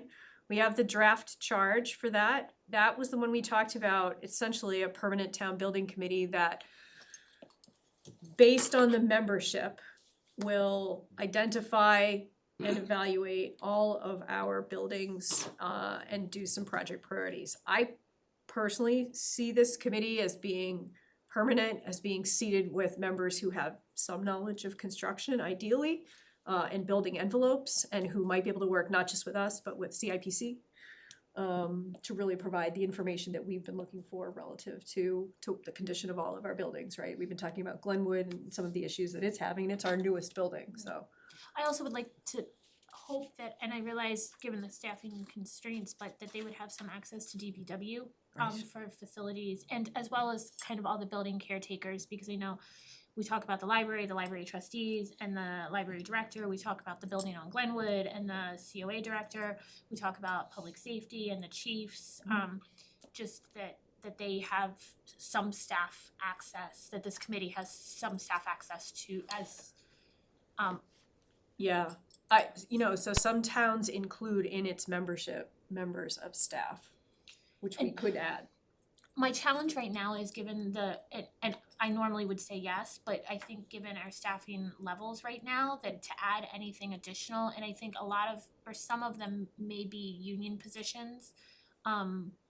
What if we don't go department head route, because I know. So I think that through me, obviously I'll be participating in this, that I can bring in department heads or town staff as necessary to address specific buildings or, specific concerns. I think that can be handled at an administrative level without appointing them to, I just wanna make sure that they have, that this particular committee knows that they 100%. and that staff knows that we're trying to provide an opportunity to assist in some of their tasks. I think that giving them the access, letting them know when and how to share their concerns, their insights, their perspectives, will go a long way without having to obligate them to additional meeting time. Yep. And we can reach out to school committee for their facilities subcommittee also and try to engage them for the schools. I did have the tour Glenwood, the regional school district puts together a summer tour schedule. Glenwood was last week. It was really informative. It's a beautiful school, but there are some significant challenges. I know that the town in the school building committee made some modifications to the construction plans in order to save some money at the time, and the results are disastrous. You know, who doesn't love a gutter 20 years after it's needed? You phrased that very tactfully, Heather. But Very impressive. anyhow, there are some concerns with our school buildings that we really will have immediate and direct improvements, and I think certainly we would be significantly remiss if we didn't include them in those conversations. So I look forward to engaging with this committee, and I also look at the overlap between ADA. I think that I'll reach out to the ADA group that we've just sat to see if there's any members that would like to cross over to this committee and sort of act as that liaison capacity. Yeah, the collaboration with a committee like Yep. this should be huge, right? Yeah, So yeah, it impacts all of us. yes, Jane. Quick question, there's solar panels on the schools, do they do anything? You do. They actually get us credits. I've never heard anything about it, and we've wondered since, you know, we weren't here when they were put in. Yeah, there were huge conversations at the time, obviously, when they were getting installed, and it's a fair question that we could get an update. It's the school that gets the money off of their electric bill, which is why you're not hearing about it here. But we could probably ask I'm sure we could ask the district for an update on how, Go ahead. on how solar is assisting with the electric bills. That, and Heather, I know that this comes up, I'm gonna say it here, very frequently at the facilities, that Central Tree is due for a new roof. And the agreement when those solar panels went on was supposed to be that Central Tree got a new roof, or a roof that, or a guarantee that the roof was going to last the life of the solar panels. That was a holdup in the negotiations, I know, and nobody seems to be able to find anything regarding that. So as it continues to come up, I just wanna put it there that was a very. Mark Wild brought that up during our tour of Glenwood. Nice. Even though we weren't at Central Tree, he mentioned the roof concern, so. Oh. We will be, I think, either through the building committee, or if it is more immediate than that, we can bring that back to the select board for further discussion, or it can be a top priority for the building committee. I have been trying to find the documentation for the solar panel agreement, between the town and because that was a thing. You want that on a future agenda? I just want it on Heather's radar, well, I want okay. it out there publicly, but I want Okay. it on Heather's radar. Yeah. Because I think every town administrator, I've put it on their radar, and, Okay. but as we start talking about. I think, and maybe this is something we ask this building committee to do, but maybe we do a full solar update on where we are with each building and any other locations. And obviously, there's a lot of solar in town that's privately held, that we have, approved, made. If you recall a couple of meetings ago, although it could now really be a couple of months ago for all I can pull forward, we, in one of my town administrator reports, I updated that we had accrued so many net metering credits that were not being applied, that the most of our National Grid bills for May and June were taken care of with the net metering credits alone, which came at a really good time since most department budgets were depleted by then. So we have not done a great job about keeping track of them and making sure that they're being applied regularly. In this particular case, it was kind of wonderful because it meant that there was just such a large amount of them that needed to find a bill. Okay. So they've been applied, we're current, and it got us over the hump.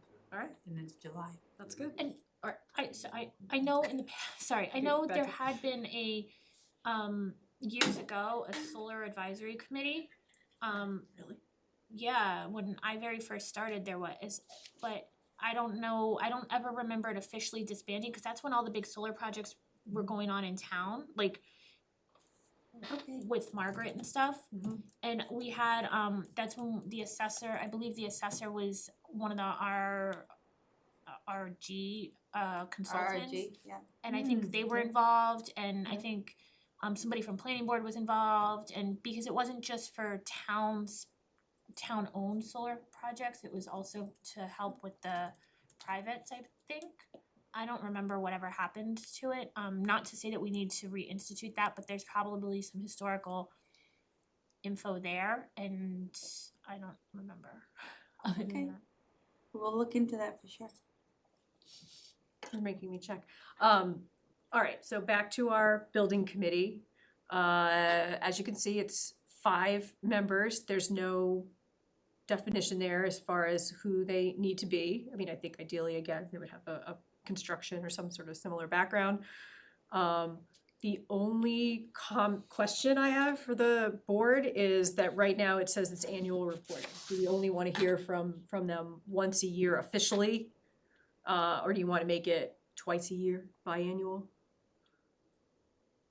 I guess my personal feeling is once a year is fine for them. Yep. If they feel it necessary, then they need to come to the board. That's what I We was, shouldn't require them, so to Yeah. speak. I'm thinking the same, you know, they've got an issue they wanna bring to us, they should bring it to us, yeah.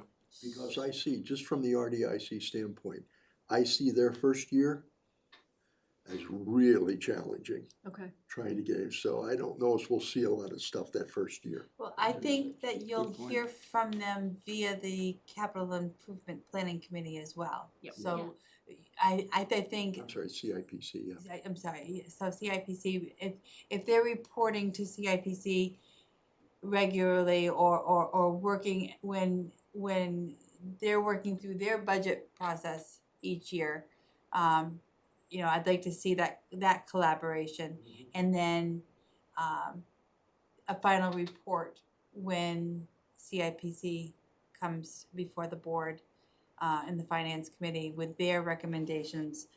I would anticipate there'd be a broader discussion about the buildings in general, in addition to what specific requests are being brought forward.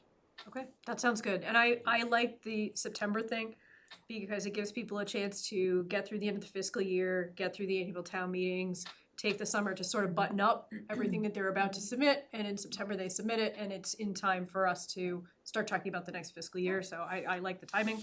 Yep.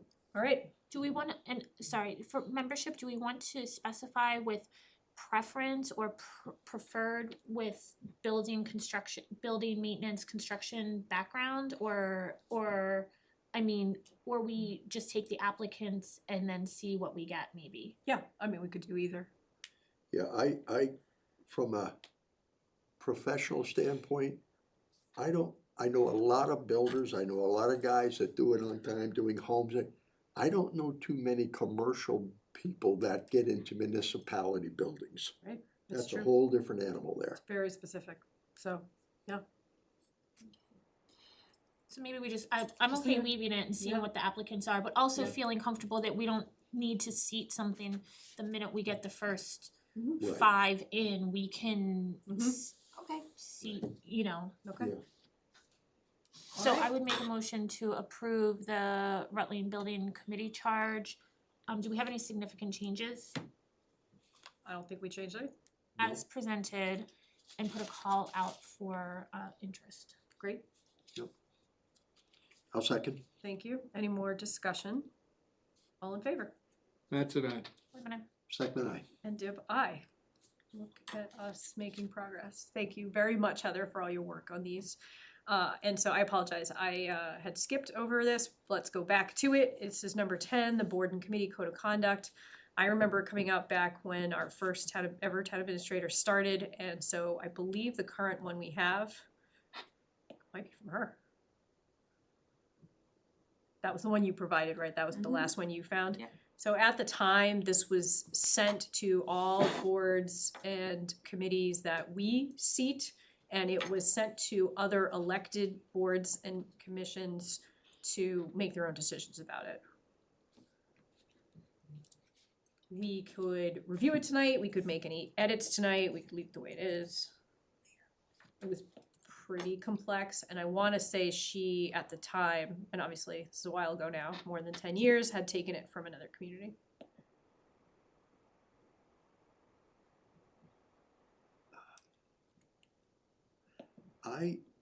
To be honest, I have read through this thing several times. It has been in my policy book that I keep reviewing over and over again. And everything just looks like it fits together from my perspective. There are, some of that refers to MGL, ethics committees and all that stuff, which is great. But I don't see any changes from my perspective, from what I've read so far, that I would even consider implementing into this policy. Literally, Heather, the only thing I could really come up with was that we don't have a spot for a signature and a title, like directly on it. So that when people get it, they can DocuSign it, they can, Yeah. PDF sign it, whatever they want, and it gets submitted.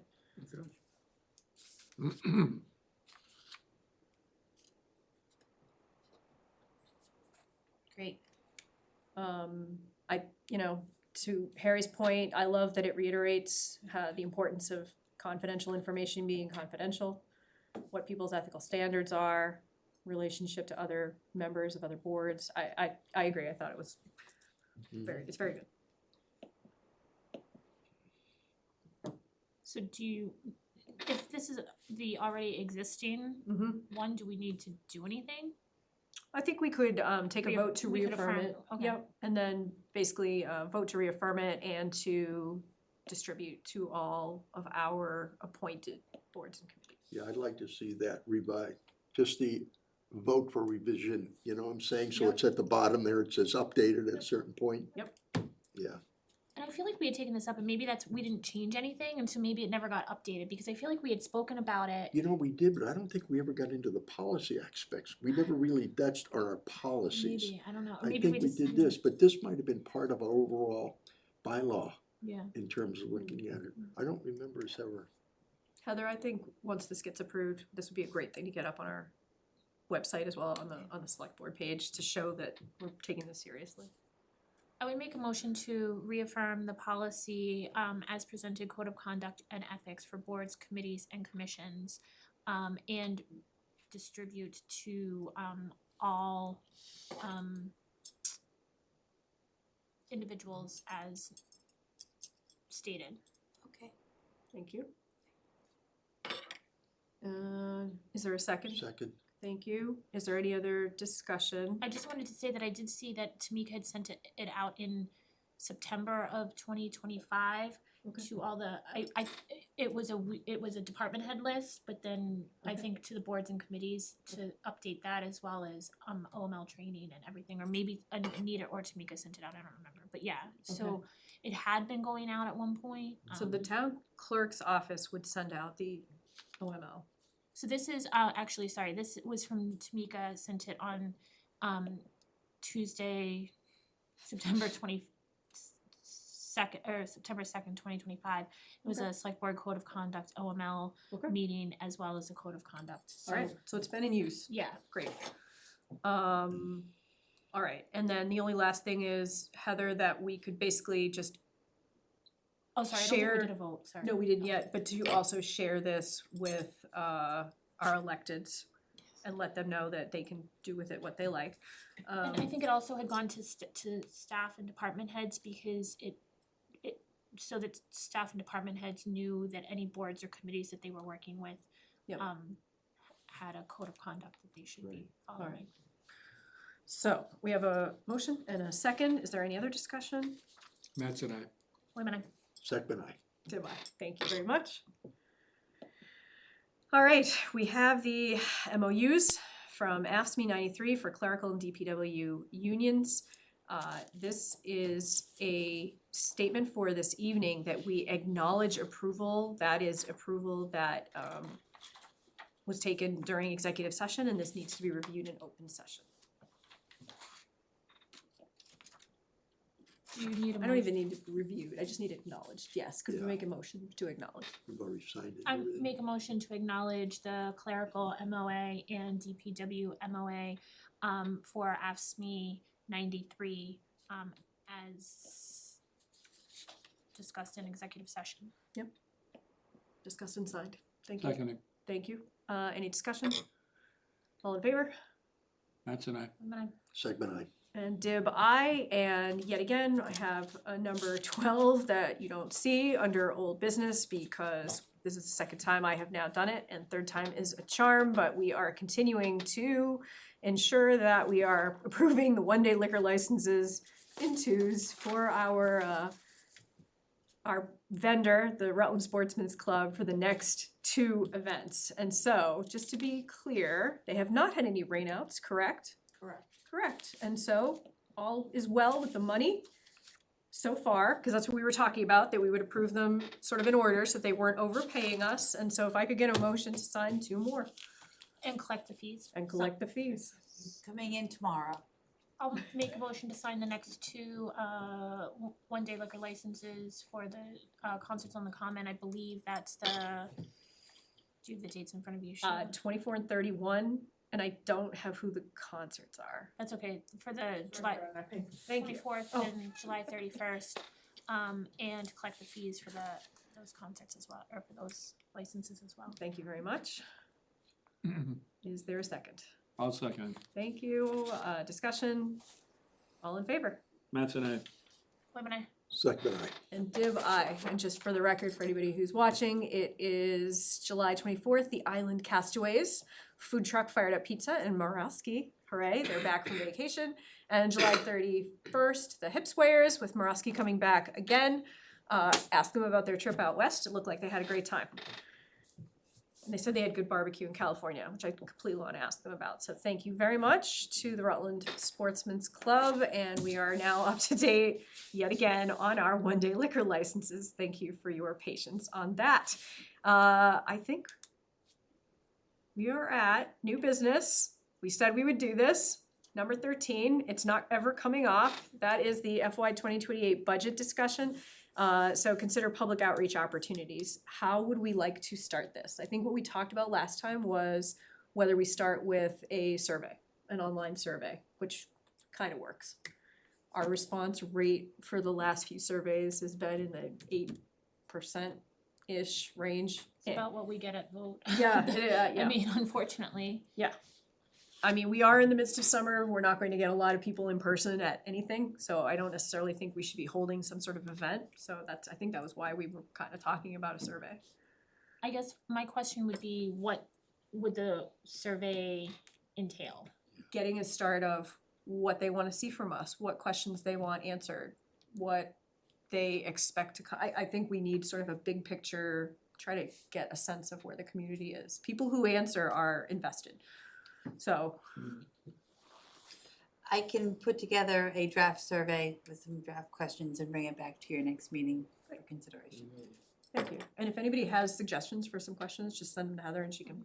And I think Heather and Sheila, I had sent to you, I think at our last meeting from the MMA, they in the fall had put out a report navigating the financial, the storm, charting a course towards financial stability and kind of calling out, the fiscal cliff that most, especially small towns, but most communities in the Commonwealth are experiencing.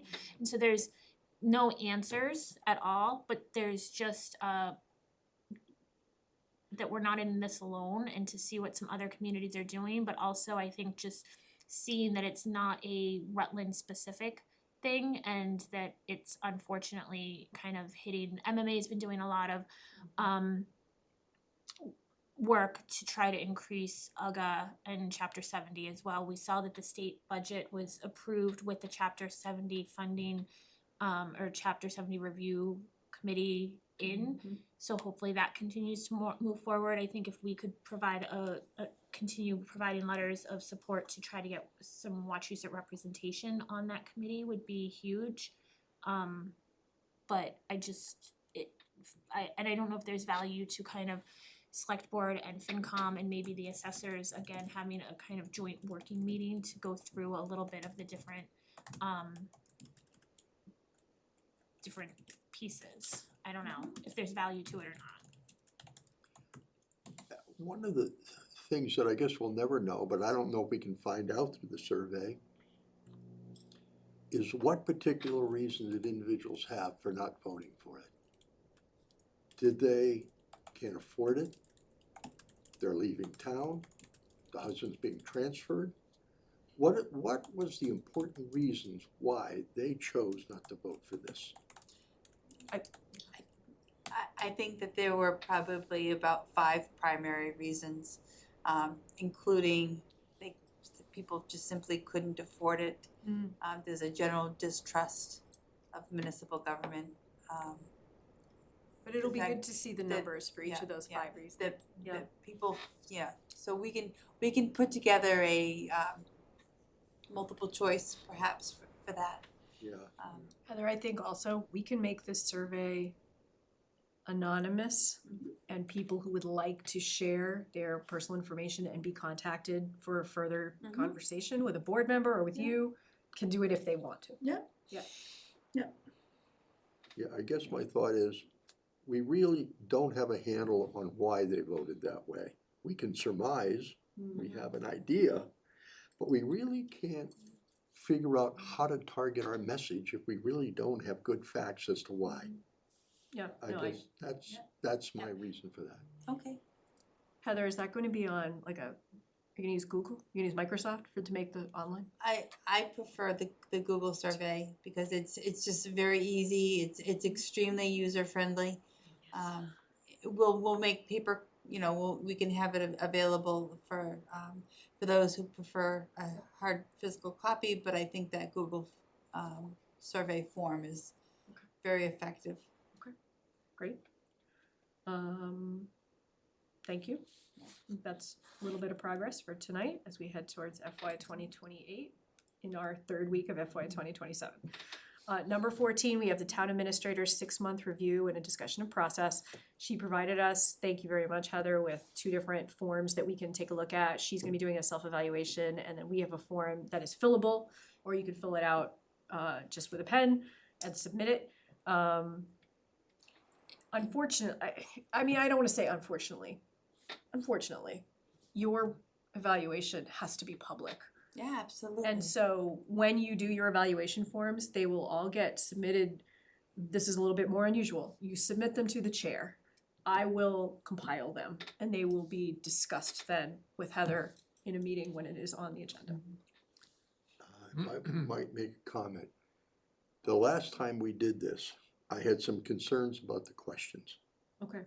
because I thought they weren't fair in terms of really giving a good answer that was fair to the person we were rating. So that's why I'm providing you with the forms now, because I'd like you to review the forms. If there's edits or modifications that you want to those evaluation forms, let's do that now. Okay. We may not get to the actual evaluation until month 8, and I think that that's okay, because I'd rather have it be a productive and meaningful evaluation than do it just to check a box. And as for it being in public, I'm, for better or for worse, very familiar with that process and always welcome feedback one way or another. And it doesn't, if we do it in the public setting, then people know that you're holding me accountable, and I think there's some real merit to that. If I'm not sure if the form that you sent is the one that is on file here. That was developed by the one that we had used previously was developed by the HR director at the time.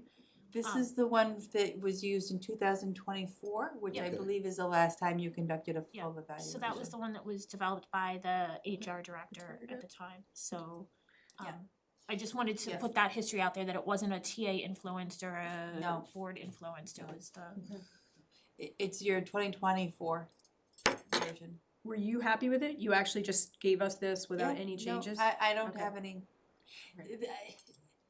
I think that the questions are maybe not super specific, but I think that if you have feedback that is more specific than that question sort of guides you to, please include that. And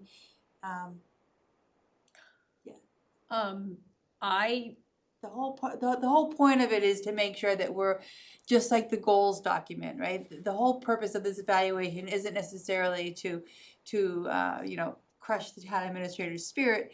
It's to provide really good feedback that helps me better support you and then better support the community. So long as we're looking at it in that from that perspective, I don't think there's any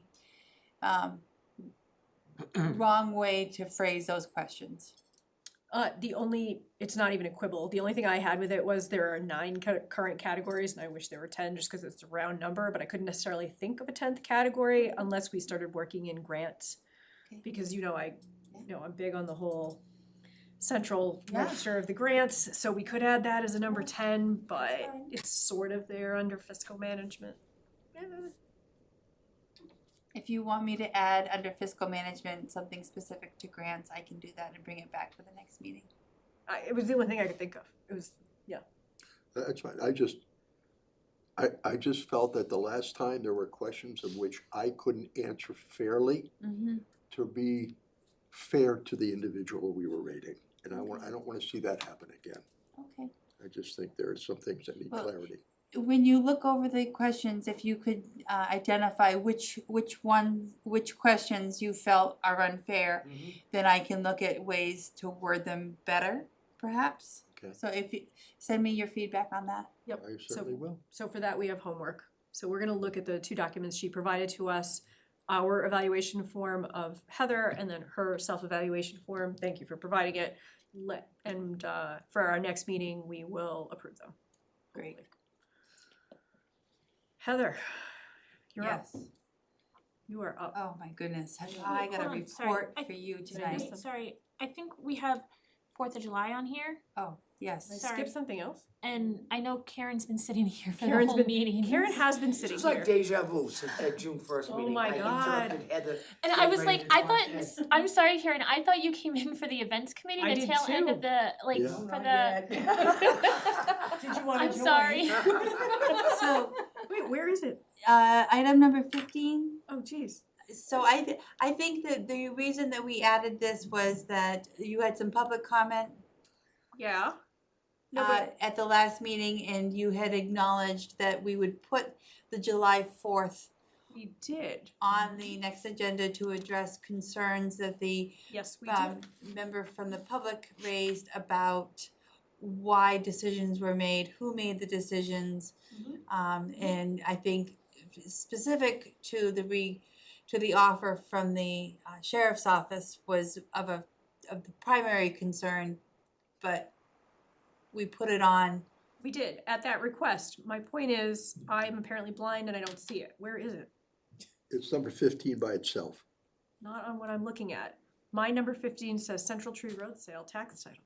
That's my 4th number of July 16. committee future support. I believe you, hold on. Yeah. I'm just working printed off this the one agenda. out. I'm working off the agenda that was posted. If the one in the drive doesn't have, Sheila, it I'm on may the- not, you know what? it I'm may on the not have drive. it because when I- you and I added it, when I messaged you and said, wait a minute, we forgot 4th of July, I apologize. Erin, I apologize. I swear to God, it is not on the document I am looking at. Thank And you, I did review the document Again. that she's talking about. So I'm here we go. sorry. No, Without Tamika, we are up a creek. no, I no, will no. just say, it is not good. Sheila's probably wondering, why is Karen sitting in that It's a back row? tough I start. never see No, her. So, yes, so thank you. All right. And Heather, to that point, it was not, and we brought you here. It was not to revisit all the things. What I actually wanted to do was to start a conversation about how we need to best support what is going to end up being a brand new 4th of July committee moving forward. Because I think what we learned from what just happened was that despite the fact that after so many years of you all just getting things done quietly and without far as we could tell, any help from the board at all. When very challenging things happened, we saw where maybe now it's gonna be time to make sure we're strong enough in this place or this place or this place. So that's what I wanted to talk about, Karen.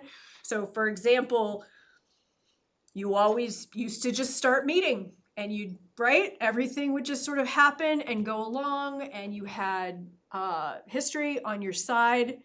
And now we need to make sure that the town is supportive of this committee and make sure that we have the structure in place that is going to protect us moving forward. So whether it's questions about donations, right? So this new committee is gonna be completely new at this and what their requirements are for what they need to provide to donors as far as a letter for tax status and all that, right? I think we're gonna probably need all of those things. The other problem too is because you all had been around for so long, so much of that information is decentralized. And with the entire committee not being reappointed, we've lost how many years of institutional knowledge? And that institutional knowledge is not really available to us other than in minutes, right? It's all in your personal email or probably in binders. Well, there's somewhere. boxes out There's there of stuff. boxes, right, so. You don't do that anymore, though, that's what's scary. Well, yeah, but so, right, if we end up with a brand new committee with no historical knowledge, and we have nothing to give them, because it's all out there, but it was never really part of the town. It's not in the library building, it's not, it's in people's house, it's in their closets. It's in your closet, it's in your personal email, and that's perhaps step one, right? I mean, we haven't put out a call yet for a 4th of July committee, and in part it's because I do think we're gonna have to probably sit down with police, fire, DPW, and have an honest conversation about what the actual costs are of a truly safe event. Because to get back to the question of the woman who was here 2 weeks ago, why did our chief simply not say yes when the sheriff offered?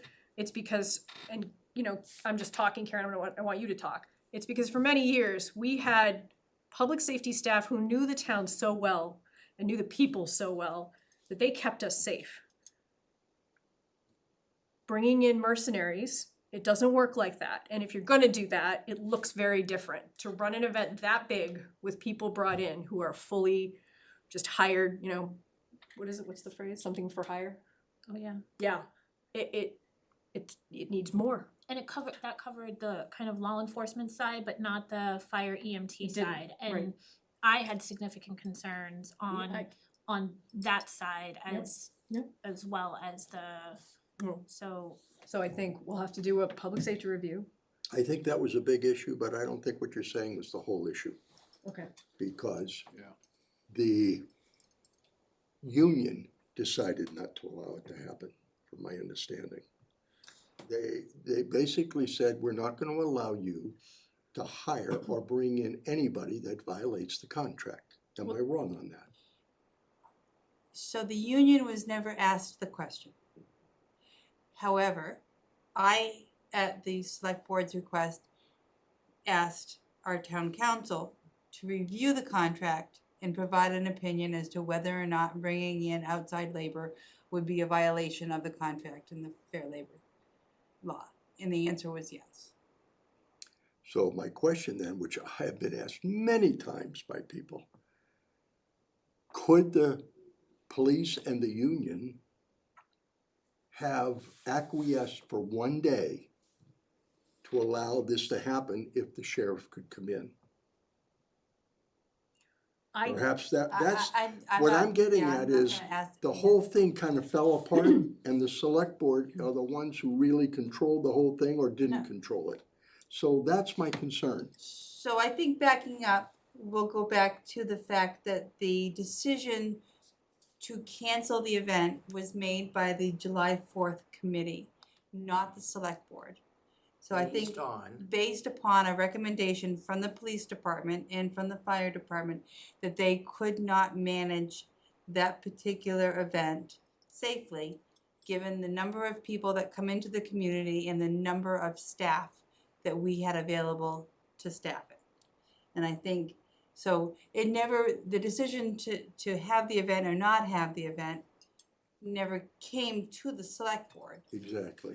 Which I think is an important point that has been lost in a lot of this.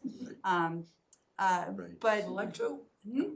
Select who? Right? But I think that to the question of whether or not the police department via its union could have acquiesced, I don't think that that's necessarily a fair question.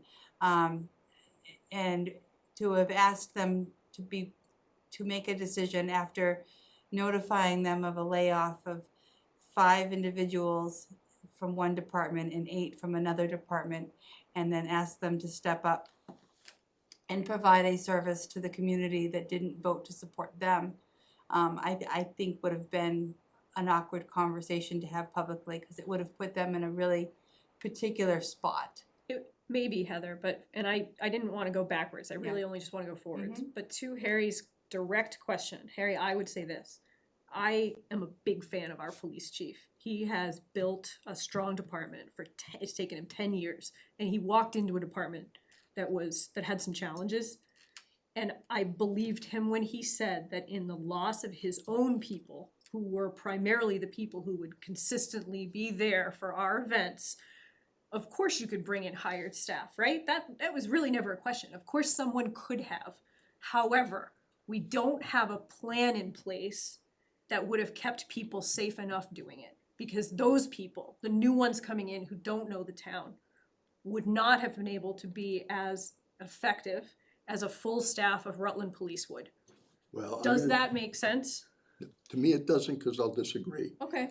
If we have a police chief who understands this town, and I like him, I think he's great, then he could easily have directed individuals, not mercenaries, who are coming into town that could fit right in with his direction and could work with his police. So I'm not blaming him or faulting him. What I'm saying is, I'm blaming the select board that we never took, as select board, we never took it upon ourselves to figure this out. We just let committees decide what they were gonna do.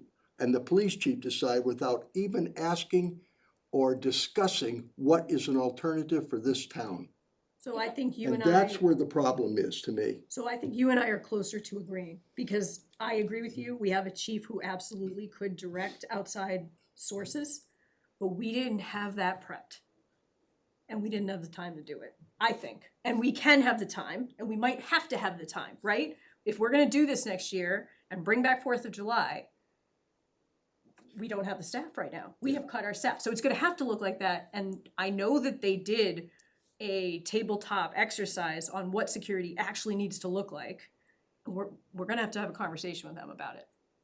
So I come back to the people I talked with did not blame anybody in the town except for the select board.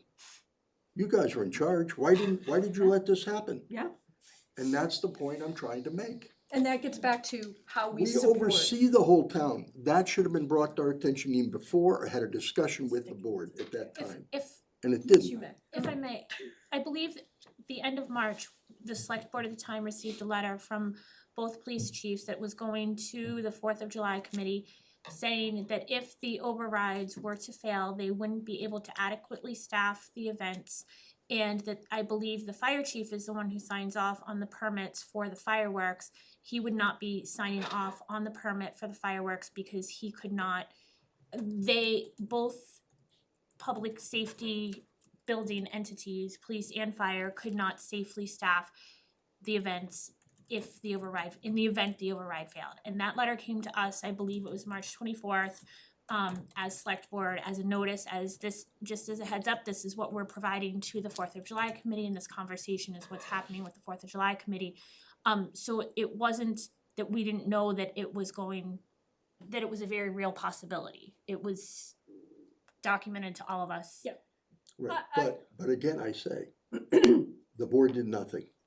So I put myself there. I'm as responsible as anybody else that we didn't make a concerted extra effort to resolve every issue we could in regards to having the 4th of July parade done in the community. We didn't do it, so, I mean, I tell people, hey, I'll take the heat for it, because you're right, we didn't do our job, in my opinion, so.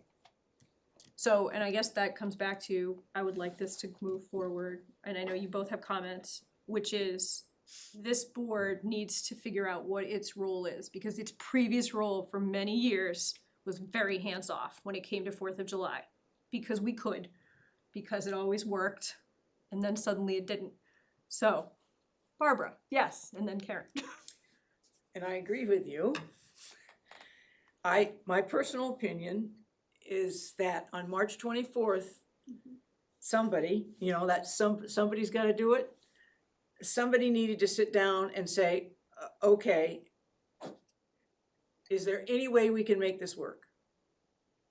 And I think that my personal opinion is that and I said this to Karen last week, that there are some people in town who would have done their all-out best effort to do that very thing on March 24th and sit down and say, okay, how can we make this work? Because this is too much of a Rutland tradition to just take and swipe it away like that. Just swipe it right off the table. And that's how I think most people feel, is that it just got swiped out with relatively little discussion. And I think that Karen and I are probably pretty close to being on the same page. I wonder sometimes too if we shouldn't take a look at the structure of the Recreation Department and the Events Committee and the 4th of July and all these other people who are involved in the kinds of activities that get provided to the citizens of Rutland outside of school, fire, police, and DPW. And maybe there's some restructuring that needs to be done within those different committees and boards that could be worked on, and it would include the 4th of July and the concerts and, you know, the different things that we like to see happening in Rutland. But I do agree with you, Harry, 100%. I think that there should have been a more concerted effort and not just allow it to get swept off the rug. And I don't think that we really had any choice in the matter. The 4th of July committee made up their minds about it, and that's what was put out in public, okay? And after about 3 or 4 days of that, I was seriously considering changing my phone number. Because I was, you know, getting phone calls all hours of the day, you know, about 4th of July, why, you know? So, okay, so, you know, yeah, in other words, if you're gonna restructure the thing, then you've got to really take a serious look at how you wanna restructure this thing. You know, and as far as the Sheriff's Department offering deputies to come up here, they're all academy trained, as are our police. So in other words, you know, you're not looking at any great amount of problem as far as they're stepping into a situation. However, it does become a little bit diffusing in the fact that why do they want to come, and, you know, so on and so forth. And I think we probably all had very mixed feelings about the whole situation and weren't really sure just where we were going to go. But, you know, to me, it just seemed like we were, at this point, told what was going to happen, and that was all there was about it. And, you know, I didn't appreciate that either too much myself, but that's myself. You know, my comments here are only for, if you will, the future. When we sit in this dais, we have a responsibility to the town and to the history of the town. And it is our job to do everything we can to make sure that that works. And going future, whatever we need to do, whatever the board needs to do, that's what I'd like to see us do to make sure this works going forward, whether it's communication, whether it's structure, whatever it is. You know, the town doesn't need to go through that. Karen, I did think you- there are a lot of people who say, the buck stops here. Yeah. Absolutely. Yeah, Karen, Absolutely. did you wanna, Sorry, Karen. are you wanna say things? You're waiting. Yes, you have something to say Yeah, now? yeah, do you wanna meet in the parking lot? Oh, I'm going outside now. My turn? If you would like it to be. Yes, yes. Okay. I kinda wanna go on record, that's why I'm here. Well, really the first reason is everybody knows we all let our time run out, it's gonna be on the 31st. Karen here, who's crazy, is thinking of putting my name in the hat again. Because, I mean, a week after this all happened, I had ideas, I saw where the problems were. You know, I've got the expertise and stuff. I've been talking to people on ideas I have, what has to change for next year. I'm not gonna discuss it all now, but first off, there'll be no fundraising because there's plenty of money. Let's just leave that at that and we'll go from there. I've been reaching out for people to think about being on this committee.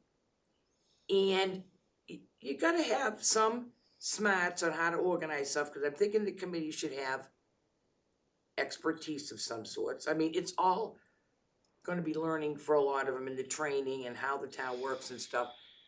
So we'll get the word out on that. So I'm just telling the selectmen, you know, it's gonna continue. The parade definitely, and I got thinking about, you know, we were so panic stricken. We had a meeting with the safety people prior to the town meeting, with the police, the fire, the EMTs and stuff, and the 4th of July committee met. And discussed the possible repercussions if the budget didn't pass. Personally, I was surprised it didn't pass. So when I realized it didn't pass, what that meant for the police, fire, DPW, those who support the 4th of July. Now, the fireworks, I don't even know with the guys that were laid off, you know, with the sheriff's department, I don't think it could have come together that quickly. That was May 13th, we made that decision based on everything that was happening.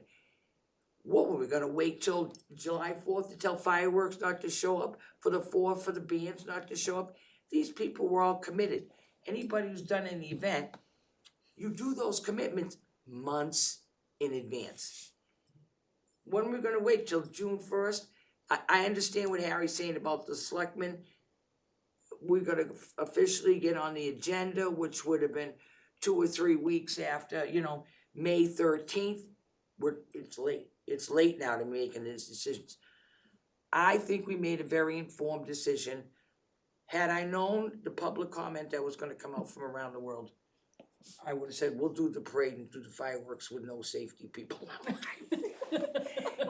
That was too much to take. And I know the whole committee, when we had our meeting, we were so frustrated by the nastiness out there. People we thought we knew and loved. We ruined their 4th of July. Well, how do you think our 4th of July was? Having to cancel all this and disappoint all these people. I'm saying, I'm convinced it's gonna go forward. I mean, I've got my ideas, and anybody that knows me knows I did it for a lot of years. The thing what Heather was talking about, the record keeping and stuff, when I gave it up 10 years ago or something like that, I had a box. You couldn't even carry the damn box. It was filled with paperwork. Everything was on a USB. Things change. People wanna do it their way. They have it in their own private computer, and you only got the minutes. Where's the expertise? Where's the, you know, the list of the bands and, you know, it's changed a lot, and I'd like to see that change a little bit, but it's a generational thing. We all know that. All right, so go ahead, Jean. So the events committee, not to say we do everything right, but we are all electronic and it's all in a Google Drive. So it can go to whoever's next. It's there, but we are getting to our capacity. I'm getting warned by Google. We're at 89%. Paper, you can fill the box. 89% So the box is almost full, so we might have to make a new Gmail account. you know, Or go to the cloud and get it is some in more. the cloud. It is in Get the cloud. more, get more cloud We storage. have to pay for it. I mean, I know. Yeah. They have So, the money issues. but like, And we don't have any. so like all the photographs are there, everything we do is there, which is what I would recommend if, and then it's all public. Because But it's Sheila, available to the public. but she had a concern that we all left with the knowledge. Yes. You don't have access to the 4th of July email, the website and stuff. So you get 8 new people coming in next year. I ain't talking, you know, Oh, you give the go find password. it. You give the password out. But- To the new people. But you would hope, and I think people think, no, we wouldn't do that. I mean, I'm saying we would do that, but I think that's Sheila might have been thinking, you know, where does this pass record? How do you pass on the records to a whole new committee? I'm thinking this happens all the time. The loss of institutional knowledge is a problem across all departments, in all municipalities, all the time. And we're Yeah. seeing it in a dramatic form right now. And I will say, I sort of forgot, you guys actually are still a committee until the end of the month. We've got you for Right. another 11 days, but anyway. So I can talk for You can, yeah. Yeah, I mean, to Harry's point, right now, Right. the charge is minimal. I'm looking at it for the 4th of July committee. There's no membership restrictions and there's no structure. So before we seat a new committee, we probably need to take a look at that. So to Harry's point, the select board, as far as I know, and you correct me, has always been very hands-off. Always, with 4th of July committee, with all committees, Because right? we've been blessed with a committee that the 8 or 12 people Yep, all had a job and they know what to do. They did it for as long as I was on it. but I don't wanna speak for him, but what Harry's saying now is, when that committee made the decision to cancel things without checking with anyone else, including the board that had seated them, Right. does that need to be I don't know the answer to that. But you better have a time frame on it and say, oh, it's by March 1st.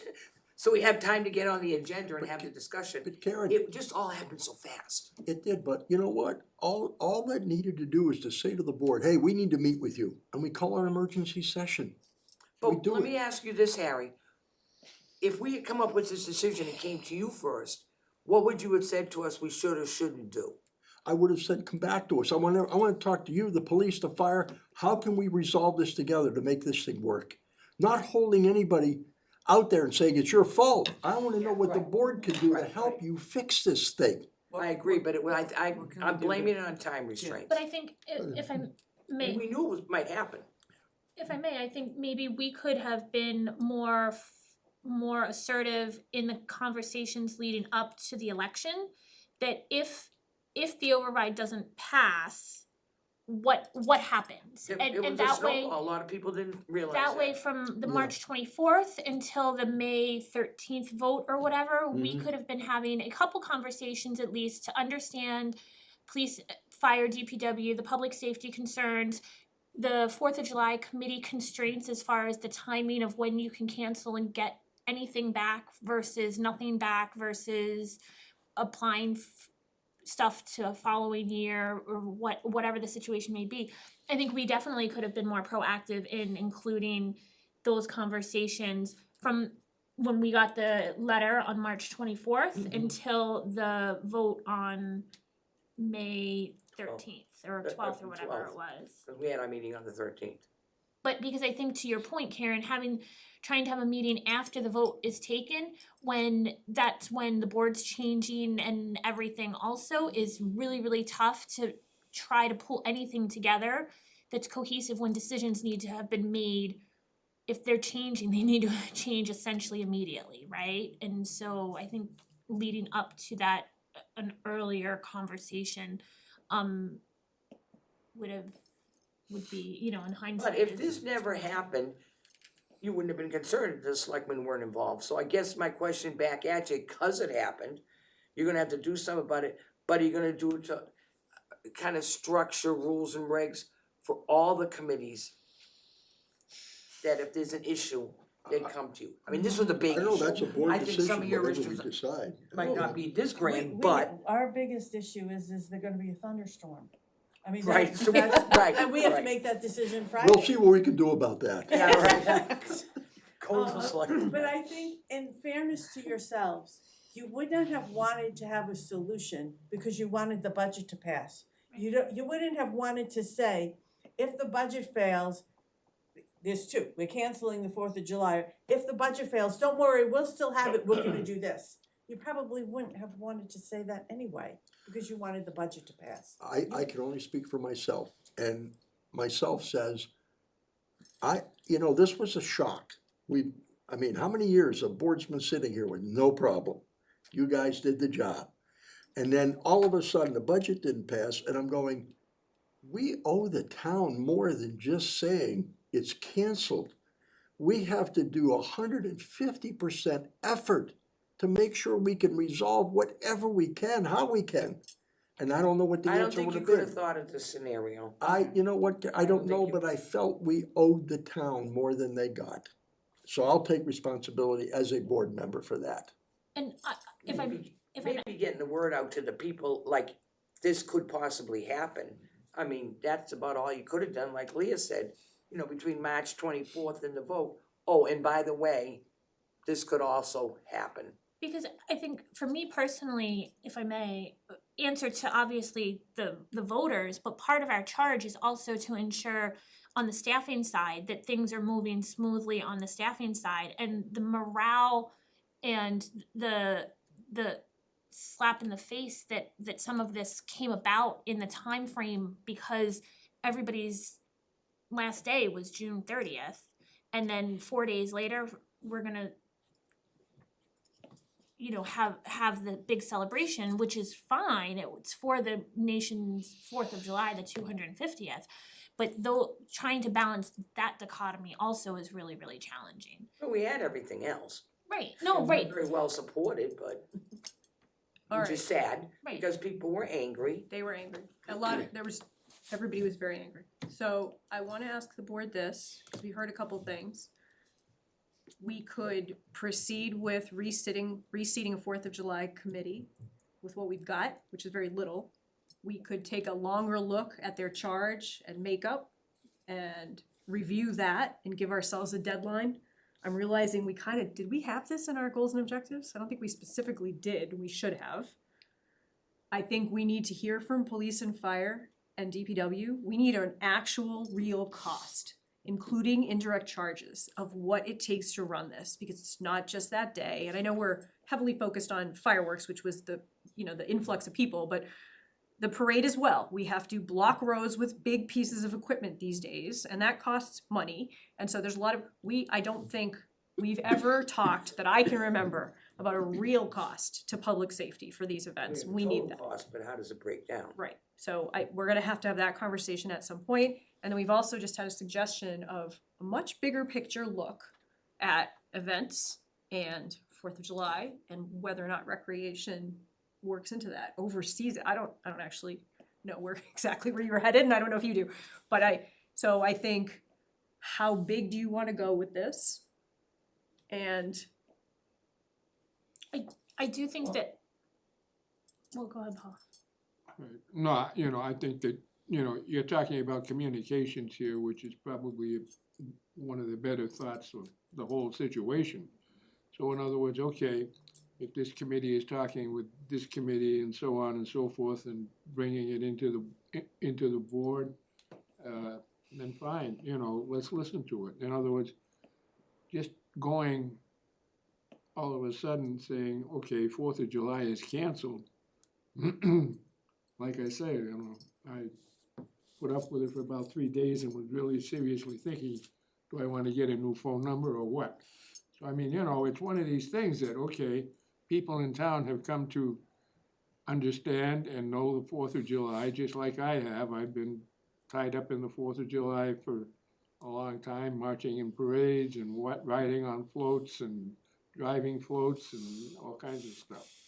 So I mean, all of a sudden, it's almost like the rug gets pulled out from under you, yeah, we were not prepared for the worst. Right. That's where we were. We weren't prepared for the worst, and the Yeah. worst happened, right? I say so. So I guess from my perspective, where do we start? we start looking at and working with the different departments about, we had a huge earthquake in this town. If it happens again, how do we fix that issue? How do we, what's the outcome that we can still do this, that we can work with? That's what I'm looking at. Yes. I'm your town administrator. I will always be staff first, and if there's a reprimand for this, I accept it. When we talk about that the worst happened, and we continue to talk about fireworks, and we do not acknowledge that we laid off 17 staff people, that is the worst that happened. And I just need to be able to say that because I have to work with my staff, and that is the most devastating thing that is. I have talked to so many town administrators and so many town managers, and they have never had to face the workforce reduction that the town of Rutland did. KP Law, never in the history of their work have they faced a workforce reduction at the level that we have faced. We cannot continue to say that losing fireworks was the worst thing that happened, and I apologize, I just have to clear the air on that, thank No, you. Heather, I appreciate that you said that, and I apologize, because I would never want you to think that this board, I will speak for a second, didn't take that seriously, because these are parallel tracks. We happen to be talking about 4th of July right now, which obviously had very deep roots and a lot of I meaning to a appreciate lot of that. people. However, we also committed as early as, I think, a month ago, to never let up on talking about FY 2028. Understood. So I, Understood. okay, I don't want you to I- think that no, we are not I'm just taking those roads So together. I just need to make sure, because you do have staff and families of staff that will watch this meeting. For sure. And when they hear that this was the worst thing that happened, I think that we have to make sure that we are considering it parallel tracks. I totally accept that. This was the worst But- thing to happen to 4th of July. Okay, thank you. That's the way it should be worded, and Right. through the chair, Heather, that's exactly what it is. Right. For us personally, but having known the ones laid off, I agree with you totally, people should have been more concerned with who was laid off. Yeah. Than big sparklers over there. I just have to make sure that we're clear that when we say what the worst thing to happen is, The layoffs. We're gonna clarify that thank each you. time. So we I have, appreciate yeah. it. I think that you don't want the the pushback that I would get, and that it would eventually come to you if that's the message that leaves here tonight. We have a lot of things to fix, and 4th of July is one of them at this point. And And staff is the other. And I would like to just say that the department heads were very involved with these decisions with the 4th of July committee and doing it from a true standpoint of public safety and what they felt their departments could manage. And so I don't think for your charge, it's very broad. The current charge is very broad, but it says that you will work in collaboration with the town administrator and other town officials to ensure that all proper permitting is obtained and for activities conducted by the committee. You've done that, and I think that the department heads and I was at that first meeting where there wasn't anybody in that room that was looking to the negative outcome that came about, and it was a very challenging. Your police and fire chiefs, they are so deeply rooted in this community, and they took this very much to heart, and made a decision that they felt was in the best interest of the entire town and the 12,000 people that come to your community expecting an opportunity to participate in your 4th of July safely. And from a liability standpoint, I had to weigh in and just say that if my public safety officials are saying clearly they cannot manage this safely, and something was to happen, and I had that information and didn't support the ultimate decision, then I'm not doing my job, and I'm setting you all up as the buck stops here individuals for possibly a significant problem from an insurance perspective. And, you know, so there was no decision that was made lightly, even though Karen is correct, there wasn't a lot of time to make the decision. It was made with a lot of information and you know, I guess with the town's best interest at heart. So I think I would be comfortable kind of looking at the charge, if we can spend some time looking at the charge. I'm actually not terribly uncomfortable with it as this, maybe just strengthening that there's more communication between the board, between the committee and the board as well, but I do think to your point, Sheila and Karen and Harry, about the financial piece, because over the years, even since I've been in town has contributed some money, then it was more in kind, and more has been completely and solely based on the fundraising aspect, and so The town never gave. They might have given staff, but money-wise, 1 year they gave $5,000, and that was about 20 years ago. I thought there It's been fundraising staff. 100%. I thought there had been some free cash allocations for to cover some public safety or something, but so I'm wrong. But that's not the 4th of July, don't get the two mixed up. If you find free cash to pay a policeman, that's not tied directly to the 4th of July. For those events. Well, But anyway, I think You know what I'm saying? We do. So I think where we're headed and what we just opened up tonight is essentially an after-action report. And so this is the first step. I can't believe I'm suggesting this, but I think we actually should do another survey of the people. I think we will get a lot of feedback. Don't look like we need it. We need it. We need to hear it. The good, the bad, and the ugly. Karen's making a face. The camera's not on her, but Karen's making a face. Is it yet? No. I think we need to hear from the people. Oh, I there think it we is. need to hear from committee members who are willing to speak and put it in writing, or talk to somebody who are technically still members of the committee for another 10 days, but if they're willing to talk after that, I think we need to hear from police, fire, DPW.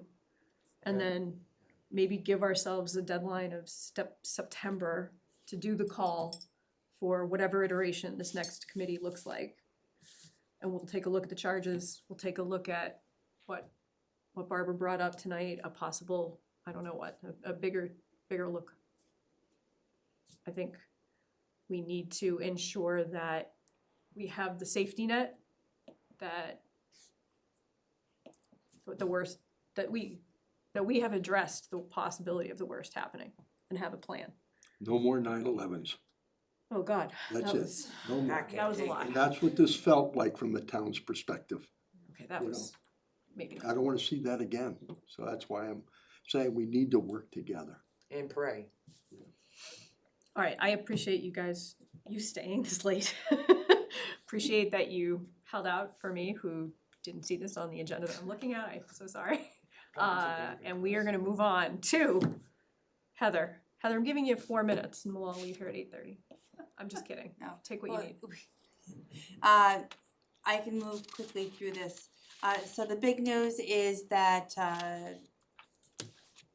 we have the Zip Trip that is this Friday. Great. Boston 25 News will be arriving in town approximately 4 AM to begin their setup. We anticipate that they will be fully set up and ready to welcome residents to Memorial Field for 7 AM. There's a full 3 hours of local programming where they'll be interviewing residents, business owners, community activists, myself. I've called in Scott Davis as a come stand next to me and make sure I don't say anything wrong. So we're asking that residents come in and if they can take some time in the morning and show up and to what we were just talking about, this is an opportunity in a very restricted, confined, safe space to show up and show what Rutland is really about, which is community and a lot of great people and a lot of community pride. So that is happening this Friday at Memorial Field.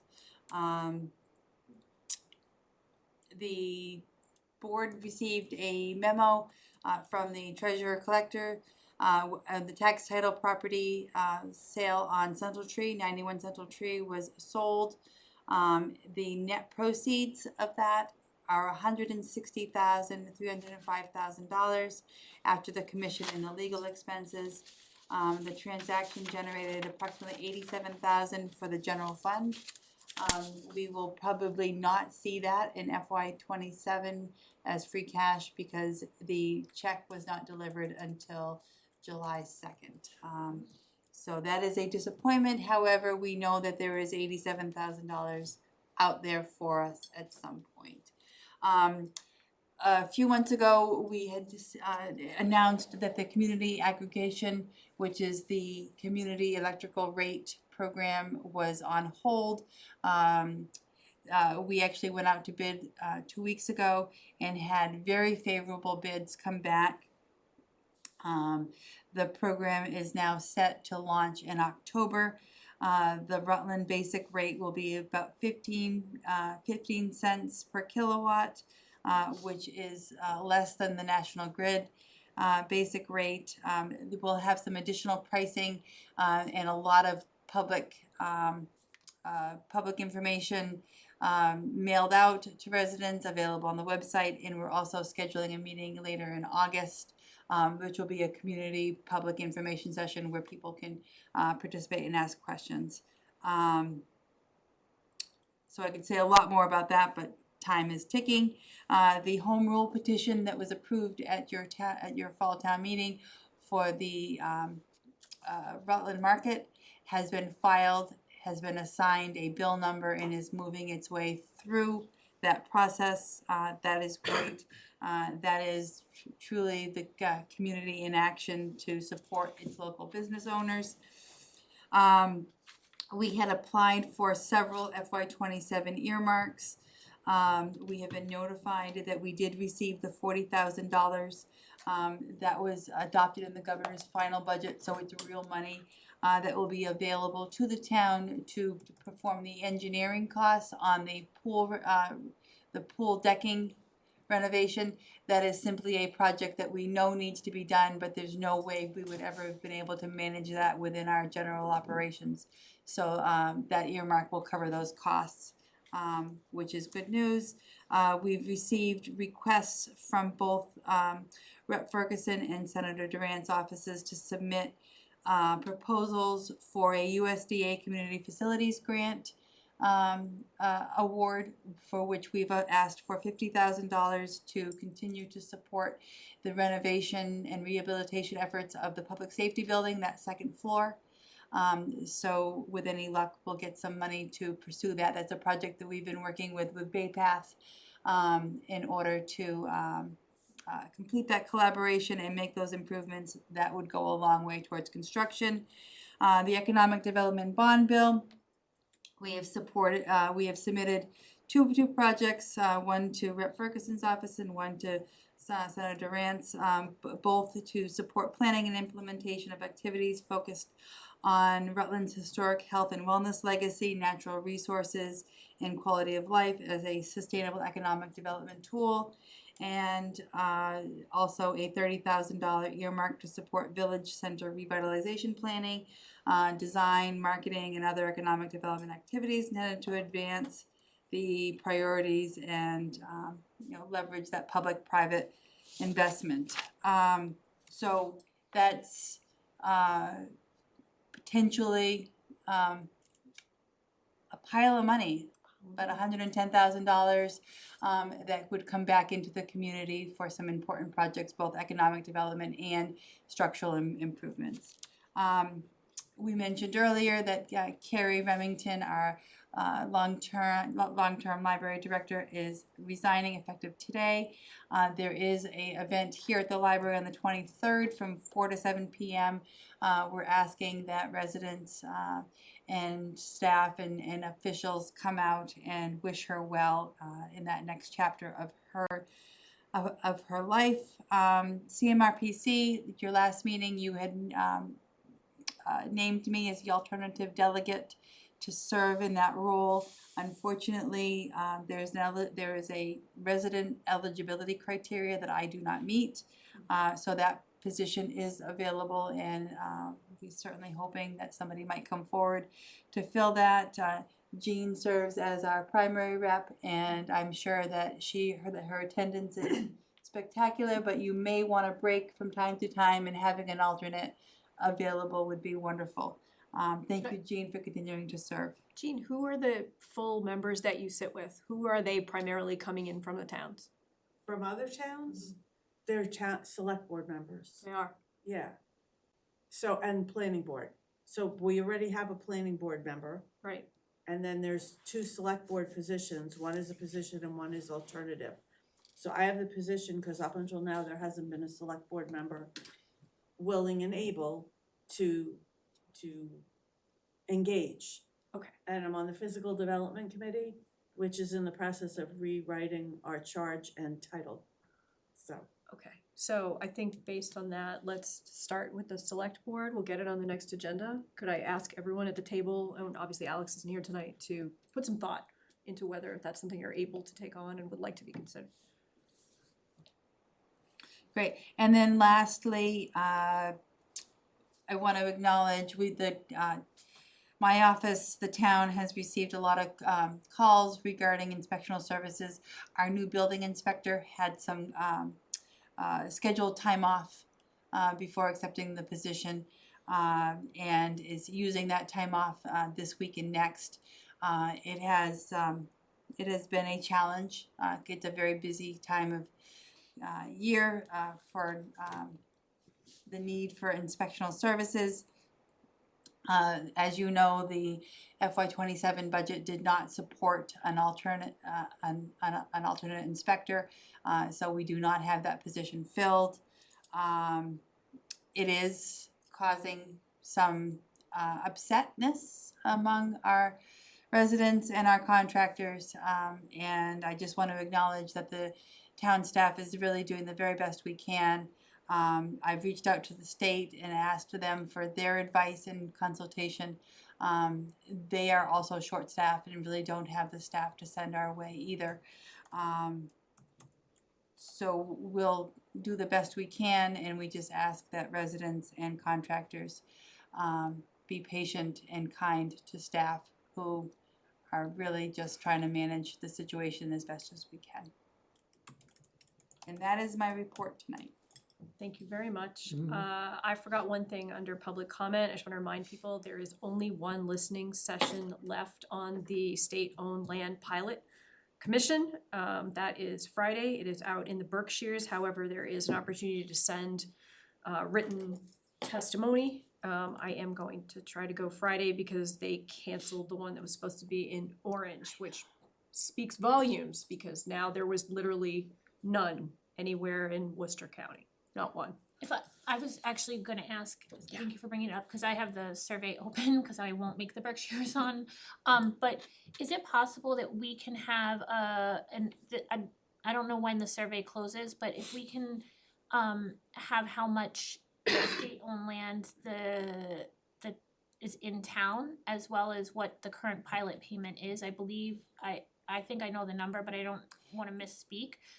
And the amount of land. So I've been working with the assessor's office to come up with that figure because you're not the only one who's asked. And it is more challenging to come up with the number and the amount than you might think. We're gonna continue to work on that so that we have some solid information to share with people who would like to have that to fill out that survey. Thank you. Yeah.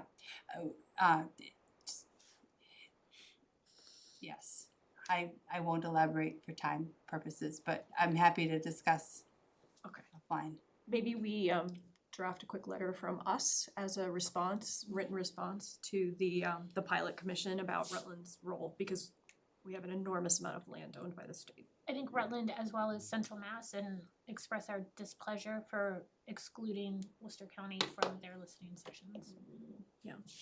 Because we're not the only community that has this. Thank you all very much for staying with us. This was a longer one tonight. Is there anything else to come before the board? there was no Do we have an executive session? Oh, yeah. That's very unfortunate. Could I get a motion to adjourn to executive session, not to return to open? So- For reason For reason number whatever. 3. For the DCR and City of Worcester sewer transportation issue.